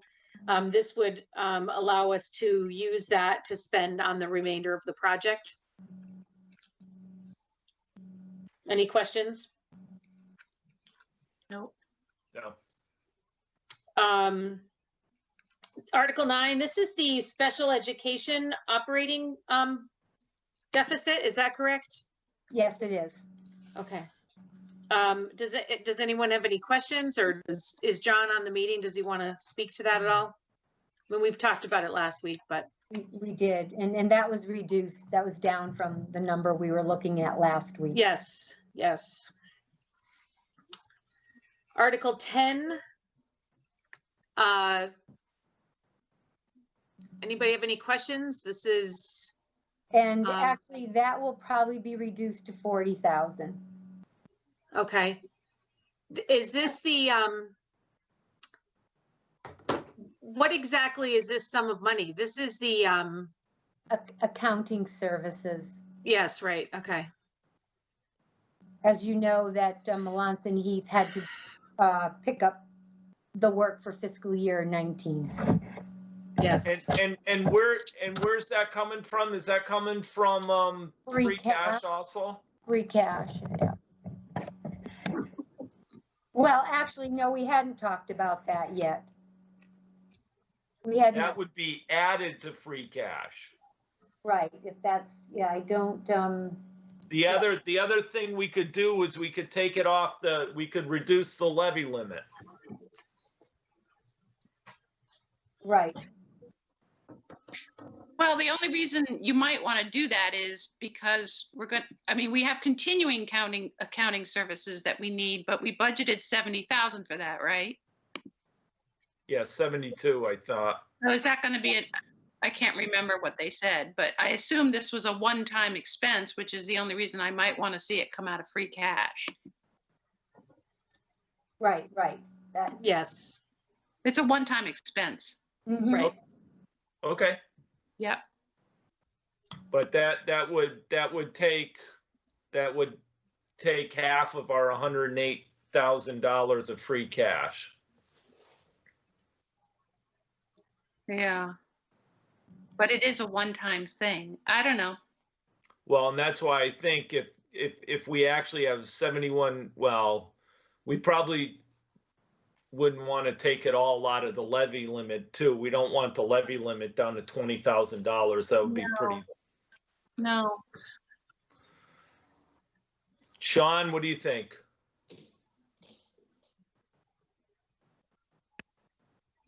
Is he there? I don't. Let's You might just be on mute. That might be another thing we want to. I'm muted. I'm sorry. Okay. I had a little trouble there. I don't know, Daryl. I mean, I don't know that we need $75,000 in the levy limit. no, I I'm mean, not either. Right. getting down to 30 is usually, pretty good. I mean, realistically, I mean, I mean, there have been times when we got down to $2,000, Oh, $200, We got way down. So, I mean, I think if we get down to 20 or 30,000, that's not ridiculous. And the good thing about using that money to pay off one-time things is it comes back next year. That's Right. true. You're not committed. Right. So you free up potential, so We if plan you, for the future. Yeah. it frees up things like doing a COLA or other things that That's you true. might come along next year, or salary increases, insurance increases, things like that. Okay, so Right. it's a possibility. Okay. So what do you think? Do you take part of it from free cash and part of it from the levy limit, or do you take the whole thing from the levy limit? Yeah, I mean, I would personally think that I would try to spend the levy limit down to $20,000 or $30,000, or $30,000. Okay. Because the levy limit's at 71.4. Right. So And Marlene, you just said that this would come down to 40,000? Yeah, I was talking with the accountant today. Yeah, that 54, we believe it will be too high. that would leave 31,000 in the levy limit. Yeah, So I let's- mean, So let's take it out of the levy limit, Marlene. Okay. Okay.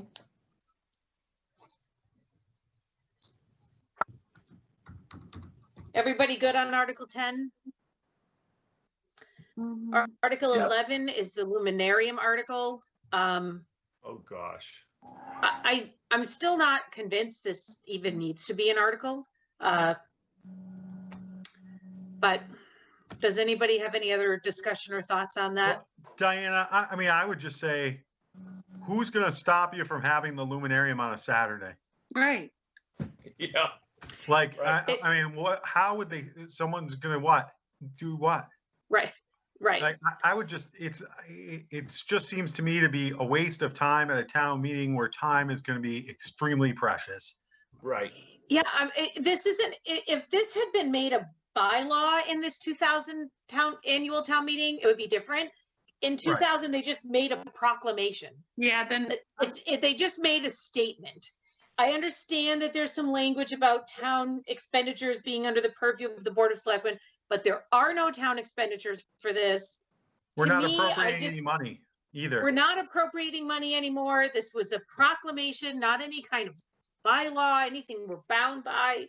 I mean, the people, I still have a hard time really understanding being angry about it, because part of the other thing that this accomplishes is I think it reinvigorates this event that is clearly getting smaller and smaller. And it was really big last year, I think, because it was on Saturday. So the people who feel really strongly about this event should also feel strongly that they want to make sure as many people as possible attend. So I'm in every possible way, I'm not sure why this is on here. That's my own personal, that's how I feel. Yeah, and I don't think it's something that our moderator is going to want to take up anyway if we're meeting outside at the pavilion. It's certainly one that can be tabled. I mean, the decision for this year has been made anyway. Right. So it could be tabled in the interest of time and comfort for this particular town meeting. But Yeah. I don't know if That's Right. just my personal feelings on this. We're taking official action to fix something that doesn't feel like an official action. A Right. proclamation is a proclamation. I mean, we Can't we could just- proclaim can't we just take it tomorrow off? Daryl, but we could proclaim tomorrow Daryl Williams Day. You know, it Right. doesn't mean that we need Let's to not. go through a huge rigmarole to change it to Joe LaValle Day 10 years from now. Right. Yeah, why don't you just take it off so that we don't even have to debate it at all? Right. Please do.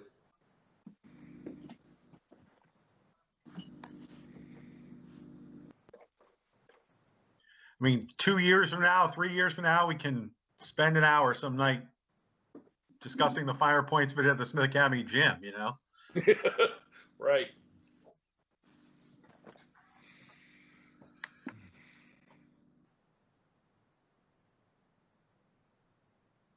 Did we lose Diana?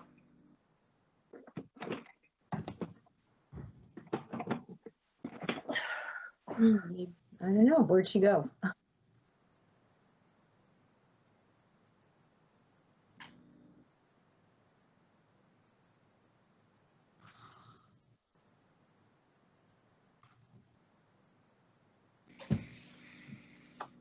I don't know.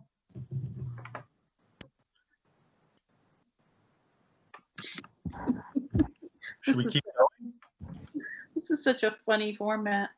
Brian, maybe time to take over for the moment. Yeah. We need a pinch hitter. Like she's gone, yeah, or no, She's Yeah. frozen in time. She's frozen in time. Brian, why don't you lead us on? Yeah. Or Ed? Yep. Well, Ed, you can do it if you want, or we can work together. So Article 12 has to do with the, excuse me, an easement down on the route for the Route 5 project. I don't think we're looking at money for that particular, it's just the town needs to vote on it, if I'm not mistaken. Is that right, Marlene? I'm waiting for the engineer to get back to me if there's any costs. Well, I'm sure it'll be cost somewhere, but not for this particular article. I don't believe so. Okay. Does anybody have a question on that? Just, no? Okay.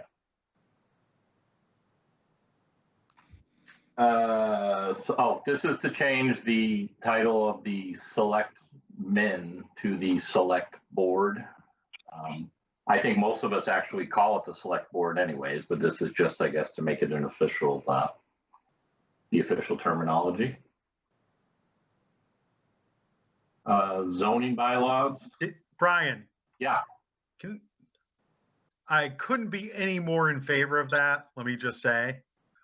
But do you think that's going to cause debate? God, I hope not.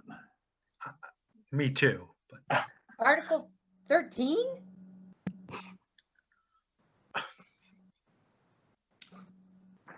Sean, I don't know. You know, yeah, I mean, I don't either. I'm just raising the question. It's not an issue that I'm going to debate. You know what I mean? Like I'm totally in favor of it. We should have done it years ago. Right. But like, I don't know. That is my only question. Just is, if we're thinking about bare minimum, you know. Well, right. And I don't. Diana looks like she's back, but I'll ask this. I'll ask this question. And I think Joe's on here too. Maybe now's an appropriate time. So I think. I think the plan's going to be, and we'll still iron it out. We've got a couple weeks. I think ultimately we are going to maybe try to rearrange the article numbers, maybe in what we collectively think is the order of importance, even though we can always table things as we move forward. So yeah. I guess where I'm going, Sean, is maybe this one would be one of the ones a little closer into the late teens or the early 20s. You know what I mean? And if we didn't hit it in June, we'll hit it in September or October, whatever the next meeting is. I'm sorry. I got completely kicked out and it took me a minute to get back in. We were talking about Article 11, which was the luminary, and what was the decision there? Table, move forward with it? Take it out. Take it out. Okay. So then Article 12, I assume we just decided to move forward with that. Okay. And so 13, is that what you're talking about, Sean? Right now with? No, I was talking about whether 12 would raise any debate. Not me personally. I think we should have done it years ago. Yeah, 13. But yeah. 13. 12 or Yeah. 13? Yes. We're talking about 13. Wait, are we talking about the sewer project or the bylaws? The bylaw. Okay. The select board. Yeah, I mean. Sorry, 13. Yeah. Yes, 13. You're Yes. right. I'm sorry. I'm small. I mean, I guess I feel like it doesn't have to be done now, but I can't imagine there even being any conversation about it. I mean, it's such a straightforward, common sense type of thing. Sean, So- I totally agree, but yeah, I totally agree. It's just, it's also just a historic thing, and I know sometimes historic things cause people to debate. Right. Sean, if I can chime in for a second, I think Brian had a good point. I mean, it can be in there and we're going to rejigger the order of some of these. And if time gets really, really short, this can just be tabled to in the fall. Yes, And if time allows, we just grab it and run with it. exactly. Yeah, I mean, because honestly, we'd like to accomplish as much as possible. Sure. You know, while we have everybody there. But we want to also be, you know, we have to be sensitive to people's comfort and, you know, Keeping a quorum. keeping a quorum, keeping people comfortable. Yeah. You know, could be, who knows what? It could be cold, it could be hot, it could be raining, it could be buggy. I mean, you know, it could be perfect. So we just don't know. So that will go towards the very end. Marlene will reposition that article. Yes. On the zoning bylaw articles, I don't have it in front of me, but Bob Wagner sent an email about his thoughts on those. Mhm. Did everybody have a chance to read that email? I never saw it. I hate to make any sudden moves on my computer because it's not behaving very well tonight. But I think, Marlene, that particularly, let's see, he talked about the marijuana one he felt needed to be handled in a timely fashion and we should really try to get to that one. Yes, he did. And Daryl, I don't believe I sent Bob Wagner's email to the finance committee. Yeah, and that's fine. You didn't. Yeah, it wasn't a financially related one, no. but you know, he felt that this, you know, based on sort of town's response to some of the applications that had come in and feeling like more applications would come in, that this was something that needed to be done more timely. Right, that's exactly what he had explained, yeah. And I guess I agree with him. I mean, it would be really great to, you know, have the discussion on this one.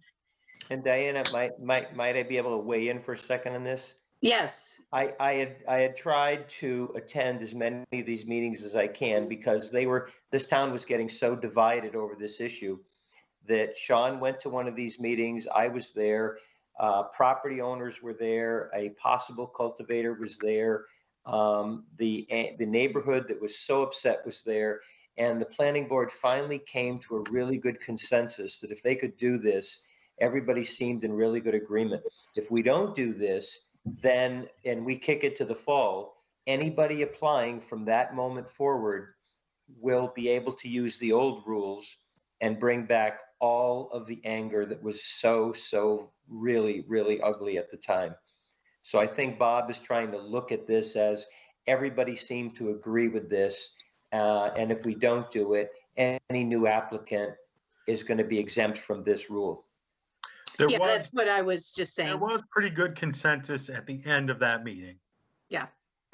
I don't know that everyone was happy totally, but there was agreeableness. Sean, you helped explain a lot as well to all sides, and it was very appreciative. Yeah, so I think maybe it's a good thing to put towards the end.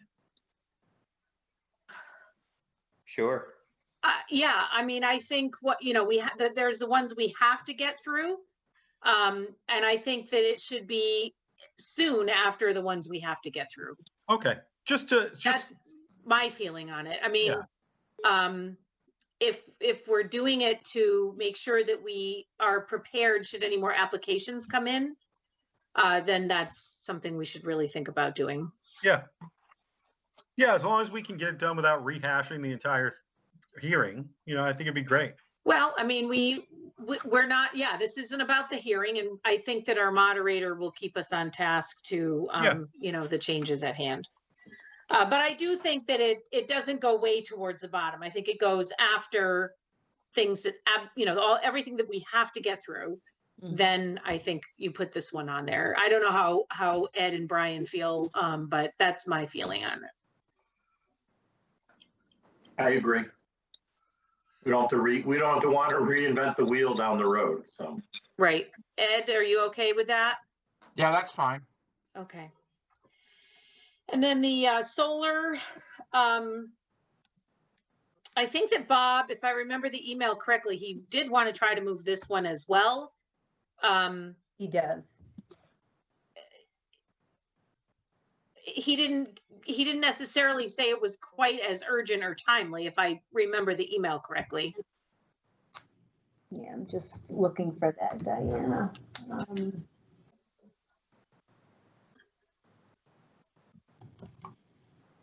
I can try to, I'm just worried I'll get bumped off of here. I have it here. I think he said if we can get it, great, but it's not as urgent. It wasn't as important or as timely as getting the marijuana. Yeah, he said the proposed changes for the solar bylaw could wait if need be. So then we'll put it towards the end and hopefully we can get to it. We'll make every effort to do that. But, is that okay with Ed and Brian? Sure.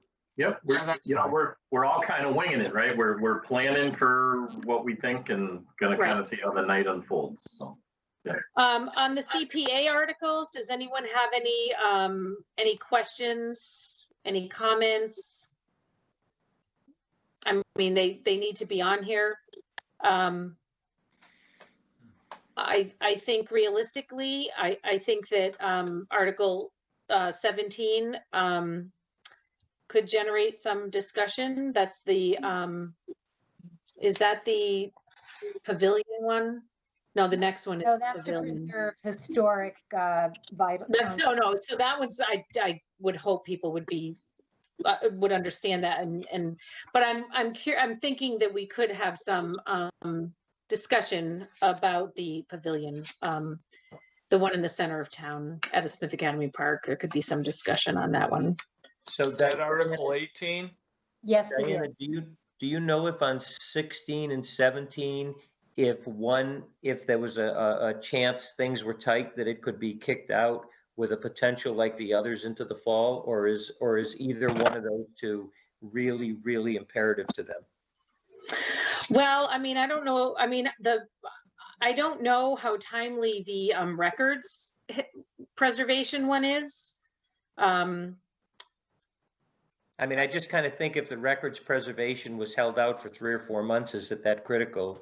I'm not sure. I know. Yeah, I know with the 350th with the pavilion, I'm just thinking common sense might say they want to get that going quickly. Yeah, I mean, I understand that open space would like to, I could be wrong, maybe it's changed, but they wanted to put this construction out to bid the end of this year.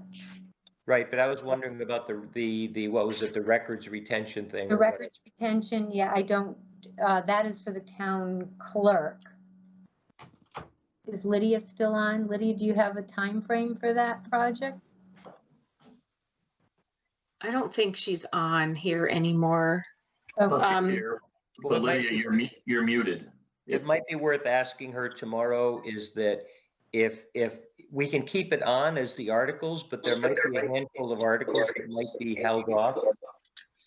I think my feeling on the one for the town clerk is I think it will be a fairly straightforward. I'm sure there may be some questions, but you know, if we could get that one done, I think it would be good to get it done. I agree. And the CPA articles we have to do, right, Marlene, the appropriation ones? I was gonna say, yeah, Article Yeah, 16. you have to do yes, we need- 16. Yeah, have- 16 has to be done. 17, I would hope we could get that passed fairly quickly. And then, you know, the next one, I've lost track of my numbers here. Hang on. 18, you know, I think it's going to generate some discussion. Now, if they want to go out to bid and try to get this project going, I mean, we don't want a construction site there for the parade next year. I agree. That's true, yeah. So I mean, they've been held off for a year, you know, we can't do that to them. they've what? Joe? Yeah, the 350th has been held off for a year. We don't want to hold that back from them again. Hold that, who's them? Well, What are you you know, talking? like with their pavilion, you're talking about the pavilion one? Yeah, Yeah, I don't think there's a problem with, I think that'll go through pretty quickly. Could I ask a question on that? Isn't the pavilion going where the cake is? yeah, yes. So, what is the cake staying until the parade, the end of May? I don't know. Okay. But regardless, you don't want to have something that's under construction at that point. Oh, I absolutely agree. I guess my question was if it's going to generate conversation, whether we have the conversation in June or we have the conversation in September, nothing's going to happen on that land until next year anyways. So that's all the point I was trying to make. I guess that's one that could be, in my opinion, we should put that on towards the end. And if we get to it, great. And if not, we can revisit it in the fall. Agreed. I don't know how everyone else feels. Sounds good.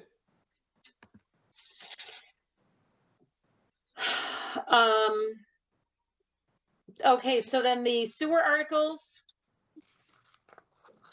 the MassWorks grant articles and the town's portion of the funding, those we have to take up. Yeah. So those need to be much higher up than 19 and 20. Yep. Okay, so I mean, they need to be before the marijuana, everything. They need to be in articles that must be addressed.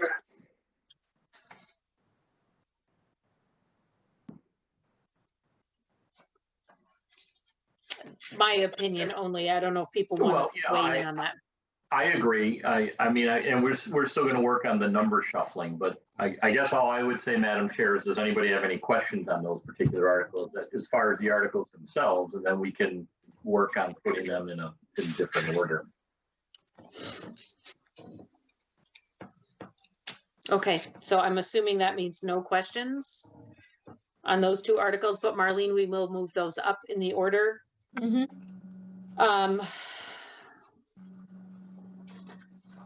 So articles 21 and 22 have been stricken. Right, because we combined those with Yes. Articles 7 and 8. Okay. And so then we have Article 21 as it appears here now. This is the revolving funds. Again, this is one we really need to deal with, right? So it should be up. It needs to be much higher up in the order. Okay. I would suggest we keep all the financial stuff together. And, you know.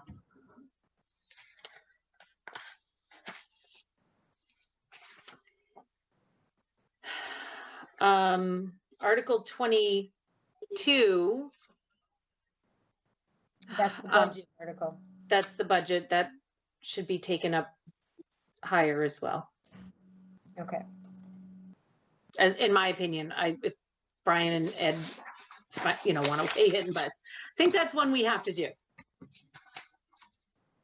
I think we should, well, I'd say, I don't know what you guys think. Certainly it should be moved up, and it should probably be, if it makes sense after we discuss all the other financial things, maybe have it like it is normally, be the last financial article that's discussed. Yes, yes. I don't know how the finance committee feels about that, you know. That sounds like a good idea to me, Brian. Okay, so we'll, as we talk about other financial things, this will be, I guess, the last financial one, the overall budget, and then beyond. So maybe that's the last of what we have to do. And then beyond that, we'll get into what we'd like to do next if we can take care of it that night, and then everything else September. Okay. Yes. You go with that, Joe? I'm very, very good with that. Everything is about prioritization, prioritization, prioritization. What do you need to get done? And if people are comfortable and feel safe, man, we'll just keep rolling. And if people seem to leave and feel that uncomfortable, we've got to know when to cut it short. Well, and we could potentially have quorum problems, and that's the only argument for being careful about where we place the budget article. Correct. Because so that's why you got to get. You can have a mass exodus after the budget article is taken up. Correct. And again, it's worth saying, I hope people bring their lawn chairs and their bug spray and enjoy the evening out. And yeah, I know we'll get into the meeting time in a little while. I know you're trying to get through the articles. Yes. Okay. Okay, so that's everything. Does anyone have anything just to wrap this up, or any questions or anything we didn't touch on? So we need to decide when we're going to finalize this, sign it, so that it can be posted on time. So I know there was some mention of meeting next Monday night.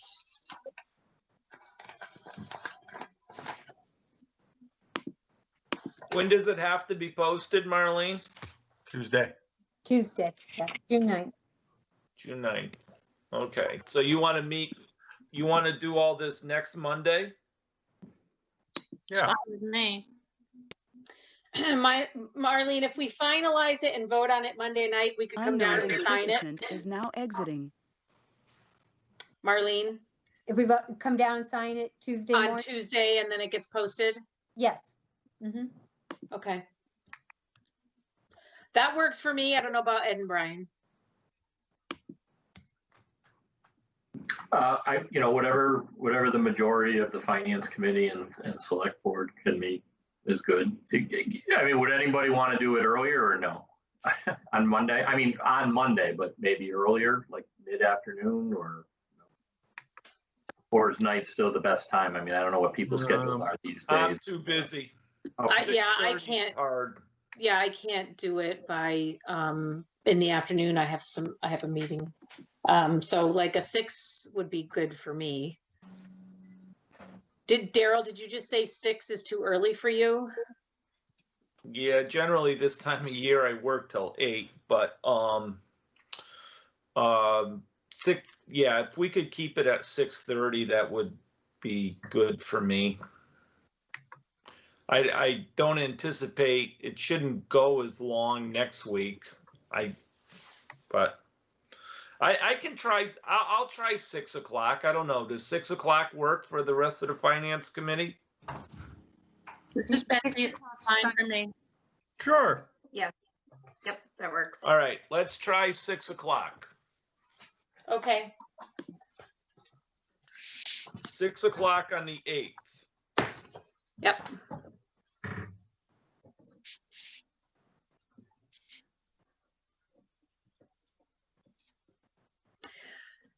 Okay, are we good on that? We should move on to, discussion of capital projects. Where do we stand on that? Well, I know Betsy had indicated last week that she'd like to see, both boards discuss capital projects. Well, yeah, I think all we wanted to know was whether there was anything urgent or whether we could decide on capital projects in the fall meeting.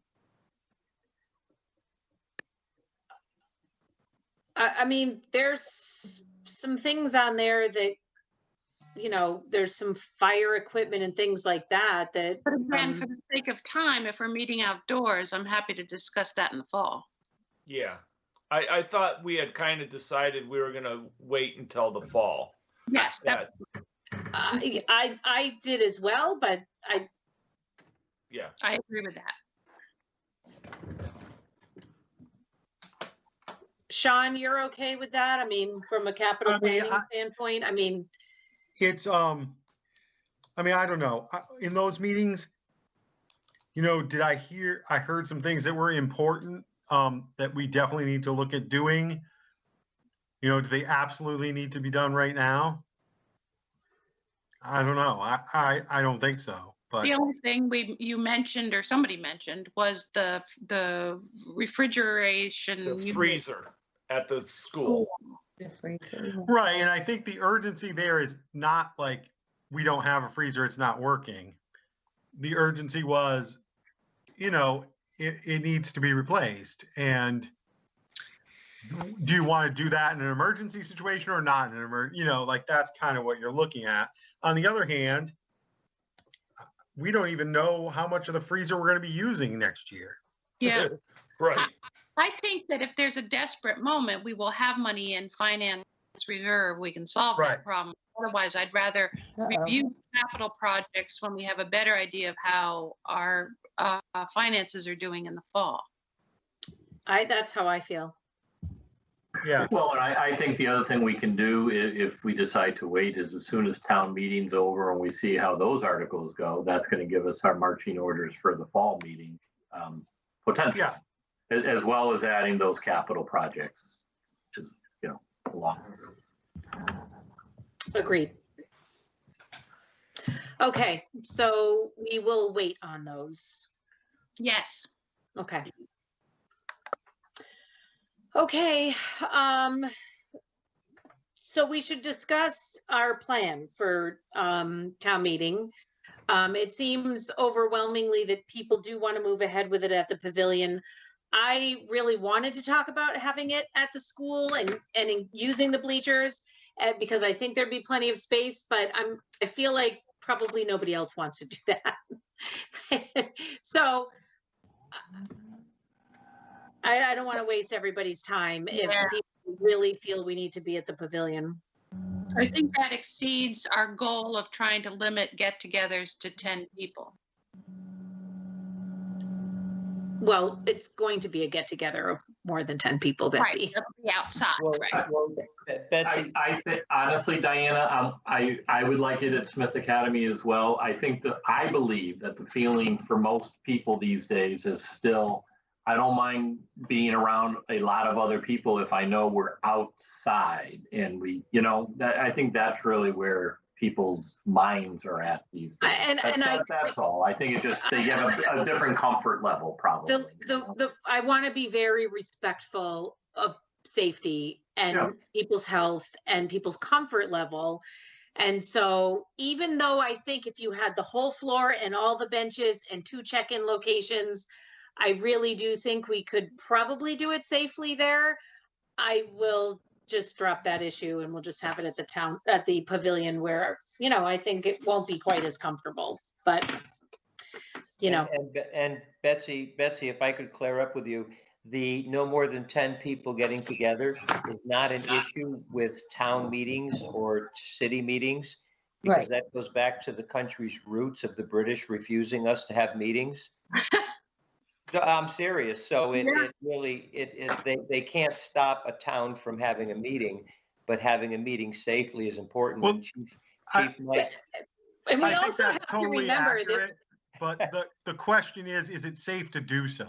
I understand that. That's why if too many people, let's say it was so positive and so many people showed up at the school that we couldn't allow them in, you can't do that either. Right.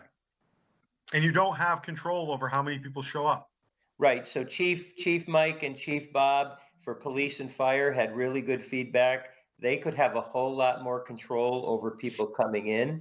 You could hand them their warrant coming in. You could hand them any flyers that had to be handed to them. They could maybe treat it like a summer outing at fireworks or whatever. If the weather looked bad, maybe at the last minute we could rent a tent and put it out there. But if people could bring their lawn chairs and their bug spray, I guess treat it like a summer festival. And more towns are trying to do this just to get this first part of their budget passed. But there is, so we also, just for the sake of argument, Sure. we're talking about 3 weeks from now where where things are changing and we are heading towards the next phase where there could be new limitations on, or I should say less limitations on the number of people together. But there's also, I don't think it's passed yet, but there's legislation to reduce quorum. Is that right? Marlene, did that actually pass or it has not passed? Diana, it hasn't been signed by the governor yet. It hasn't been signed yet, but if it The is, House and Senate has approved it. Okay. but the governor has not signed it. And if they do, we could still invoke the 10% if it was passed at, you guys can accept that. I think it's 7 days before the town meeting. That is. And we can invoke it if we needed to, or we can just go along if we had enough people turn out that we could just be fine with it. It can be done that night. Yeah, but you guys as a Board of Selectmen might have to invoke that option, depending what the governor signs. You might have to invoke the 10% option if it's necessary. Then that night, if we had to, we could, or just ignore it. Well, that's what I'm saying. We can invoke it that night if it's necessary. I think you might have to accept it 7 days before in what some of the wording looks like. Yeah. Well, so we'll have to keep an eye on if the governor signs that before our next meeting. That would be something we would have to accept just so that we have that as an option if it's necessary. Exactly. I wonder what he would possibly be waiting for. It's town meeting season. I mean. Oh, the Moderator Association is wondering the same thing. So, okay. Thank you. So how are we going to, Joe, if people are coming with chairs? Yep. We need to make sure that there's, you could have people who show up who are friends with other people and sit close to them. Are we going to be monitoring how far apart people are sitting? And what happens if we have to do a vote count? Okay. You're not going to have the nice even lines that you normally have. Okay, so about a month ago, I've given Chief Flaherty as far as emergency planning goes, a couple of towns that have been doing this already. Mm-hmm. I've sent him some information just the other day, and he's been staying on top of it. If he's here, he can weigh in on it. I think he's been doing a lot of homework for quite a few weeks now with the emergency planning people. And yes, we have to have hand sanitizers. We have to have masks available. We might have to have somebody available to clean the bathroom if somebody really had to use it. And at the same time for counters, yes, I would have to pick a couple of counters to go around and count people that would put their hands up or stand up to do a count. If I have to, I have with me a small megaphone and I could bring that to talk to people and get it across. But, that's why a very long list of articles is going to be difficult, where at least if we get the emergency ones done up front, and if people are uncomfortable, we got to adjust. But Chief Flaherty, are you there? I am. Do you want to weigh in on some of this? Absolutely. I was just waiting my turn. Sure. So I've been looking at the pavilion, seeing as that was the location that it looked like we were probably heading towards a few weeks ago. The idea is that, and my opinion is that we probably will have less than the standard 80 or so that end up at town meeting. Setting up the picnic tables in rows going perpendicular to the length of the town hall or the pavilion. And if you put them 6 feet apart and you only allow seating on one side of those tables with a 2-foot row in between, you would be able to maintain your 6 feet in that direction.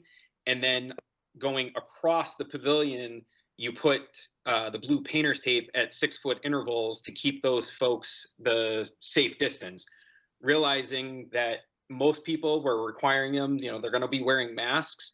So at that point, the 6-foot social distancing guideline is good, but in fact, it goes out the window if you are wearing the masks. So if people do need to sit closer, it's fine. I did get a price from one of the local tent companies to put up an additional tent in the parking lot to handle any overflow should that problem arise. And beyond that, as they come in on check-in, the lines will be 2 lines 6 feet apart. We'll mark out with cones in the driveway as they make their entry. They will have to use hand sanitizer once they go beyond the voter registration table. And we're really going to keep pushing them to wear masks, just like we're doing for everything else. So we're kind of putting all the precautions in place. We're going to keep them the 6 feet apart, just like we would have to do if we were at Smith Academy anyway. But I think that people feel a little bit safer being outdoors. You know, new guidelines are coming out that the air droplets, because this is obviously airborne, it's really not living on surfaces as long as they say, but it's also not traveling as far as what they originally thought. The 6 foot is a good distance. Typically airborne diseases and viruses really only travel 3 to 4 feet away from the mouth, no matter what. So with the precautions that we're going to have in place, and we talked about our weekly meeting yesterday, I'm going to hire some of our firefighters and our EMTs to be there to help monitor, to help escort people if they need it to get from their cars into the facility and so forth. So I think we have a pretty good plan to be able to get this through, so that way we don't have to, you know, try to push things out further and further. And I don't want to speak for Mike, Bob, so correct me if I'm wrong, but I think the police are also planning on, they're learning, they're going to use some of the techniques they've learned at the bonfires, right? So access in, access out, how to get into the pavilion, you know, all of those things are going to come into play at this town meeting. Yes, and then some of the things that Joe has sent from Southwick, Long Meadow, and a couple of others of how they were able to function. Last night was Frontiers, and they did on the football field. So Mike was actually going to be looking into that and seeing how well theirs went, and if there was good and bad about it, that we can then take and kind of build in over the next 2 weeks. Okay, we don't have to check temperatures, correct? We don't have to, being that we are outdoors. If it's the desire of the board, I'm capable of doing that. I have plenty of equipment to do it. But that's entirely up to, it's kind of up to you if you want that to be a priority. I certainly can do it. I don't believe it's necessary because of the other precautions that we're putting in place. Right. And we're essentially forcing everybody here, you're going to hand sanitize and you're going to wear a mask. So. Okay. And we do have to stress that people need to bring their own chairs. Sure. Potentially, you know. I mean, the idea is we want to try to keep them under the pavilion and seated on the opposite sides. And I know that we look at the picnic tables, the age of the folks that do typically show up for town meeting. And that's part of, if we set up the current tables in perpendicular rows and you sit on only one side of it, nobody even has to swing their legs over it. And you actually end up with the tabletop as kind of a backrest to lean against. Right. It's not super comfortable, but for sitting in town meeting for 2 or 2.5 hours, I don't think it's going to be any less comfortable than sitting in those chairs at Smith Academy. But for anybody who thinks they might have problems with that being comfortable, we should encourage them to bring a chair that will be comfortable for them. Correct.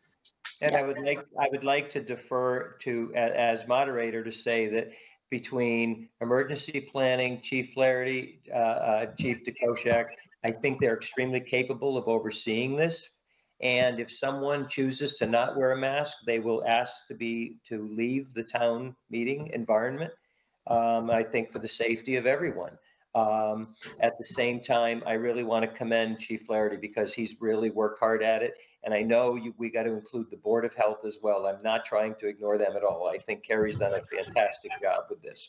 So I think they're working really hard with a lot of planning behind the scenes before we were even aware of this in planning for this. So thank you, Chiefs. Yeah. Okay, perfect. Well, we do want people to be healthy and comfortable. Can we at least, all of us agree that are here, I think there's like 25 of us, the more people we let know that it should be pretty safe to come to town meeting, we encourage them to, so we don't have to invoke the 10%. Right. Yeah. I mean, I'd really love to have a full quorum. Thank you. Agreed. Okay, anything else? Marlene, you'll get us posted for Monday night. We'll finalize this Monday night. And it doesn't look like we have any other business we need to take care of tonight. Madam Chairwoman. Yes.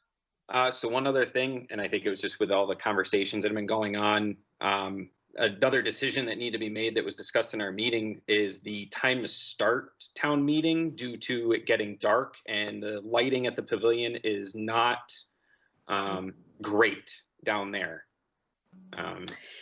Yeah, that's gonna affect people being able to read and follow along with the warrant articles. I mean, I'm fine starting early. Daryl, that might present a problem for you. I don't know about anyone else on the finance committee. And you know, it might be a little bit of a stretch for residents too, if we start it too early. You know, there are plenty of people still working and they'll need time to get back to town and be able to get there. I mean, I wouldn't suggest we go any earlier than maybe 5:30 or 6. We usually go 7, right? Yes. And yesterday in our meeting, the consensus was if it could work for 6 p.m., that would give more than enough time. And to the moderator's point, you know, we want to try to get through as many articles, and I think that extra hour would make a real difference to try to get through as much as we could with everybody being safe. And then as those folks go to exit, it will make it a little bit easier for us to, you know, assist them back to their vehicles, because it's going to be slightly uneven ground, not very well lit, things like that. So I'm fine with 6 o'clock. Brian, Ed? Oh, I think that's great, actually.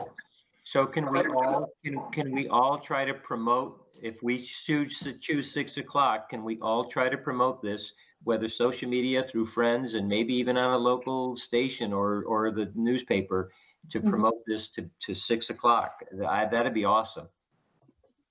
So, and we typically meet an hour before town meeting to go over the motions. Right. Daryl, is that going to be a problem for you? Given the circumstances, I think it's probably would work best. I think it's better if we try to start at 6.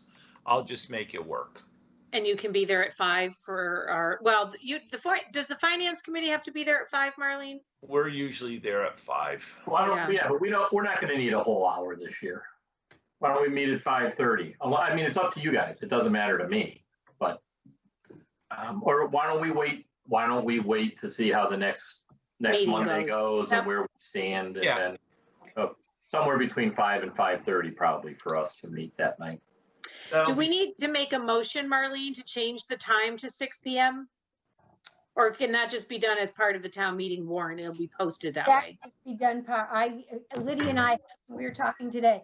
I checked the bylaws just to make sure she had done the same thing. And it just says shall meet at a date and time. So we're not, you know, okay. We can we'll change that to 6 o'clock. Okay. Okay. Diana, can I put in one more comment? Yes. I was trying to wait my turn. I'm sorry. One other thing that we added to this was I'm looking into getting a quote for through Mosquito Squad. It's a company out of Connecticut / the Berkshires, to get them to come with an organic spray that's supposed to be like a repellent to keep the mosquitoes and stuff away, that hopefully we can have done a couple days before, even the day of, to take care of any concern that people might have about the mosquito problem, especially down at the pavilion. So I'm hoping to have that quote by tomorrow or the next day, so that we can hopefully get that taken care of. And again, it's organic, so it shouldn't affect anybody or be problems for anybody or plants or any of that kind of stuff in the area. I personally think that's an excellent idea. I mean, you know, they're a little pest, but they can make things completely unbearable, particularly down there. I mean, they're bad down there. So I don't know how Brian and Ed feel, but I'm all for that. I think it's a great idea, Carrie. I think it's great. Okay, so I think one thing we have to do, there's one thing we have to do is we have to all, I think we all see that we're having it at the pavilion. I don't think we've done that. So I think we should move and say we're going to have it at the pavilion, because that hasn't, I mean, we've been discussing where to have it. We should make it official, right? Yeah, but you're okay with the mosquitoes spray? Yes, I'm okay with Okay. mosquito spray. I'm just saying, if we're gonna have it at the pavilion, we should make it official that it is gonna be at the pavilion, because we haven't done that yet. Yes. Would you If like we to make a talk- motion, Ed? Right, so I'll make a motion that we have it at the pavilion. Second. Okay, motion's made and seconded. Any more discussion? All those in favor? Aye. Aye. Aye. Good point, Ed. Okay, so I've got one piece of finance committee business that needs to be taken up tonight before you get done, and that's, we've been asked to have a member of the finance committee to assist with the screening process for the collector treasurer position. Mhm. And so we need one person that would like to be part of that screening process.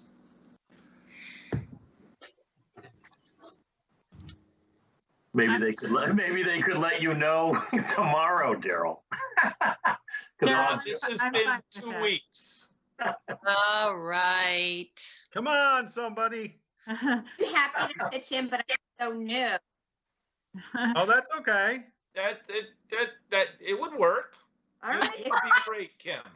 If everybody's okay with that, I'm happy to do that. Okay.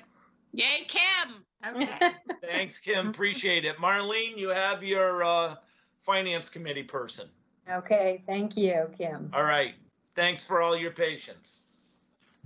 Okay, does anyone have anything else, or I think we can wrap this up?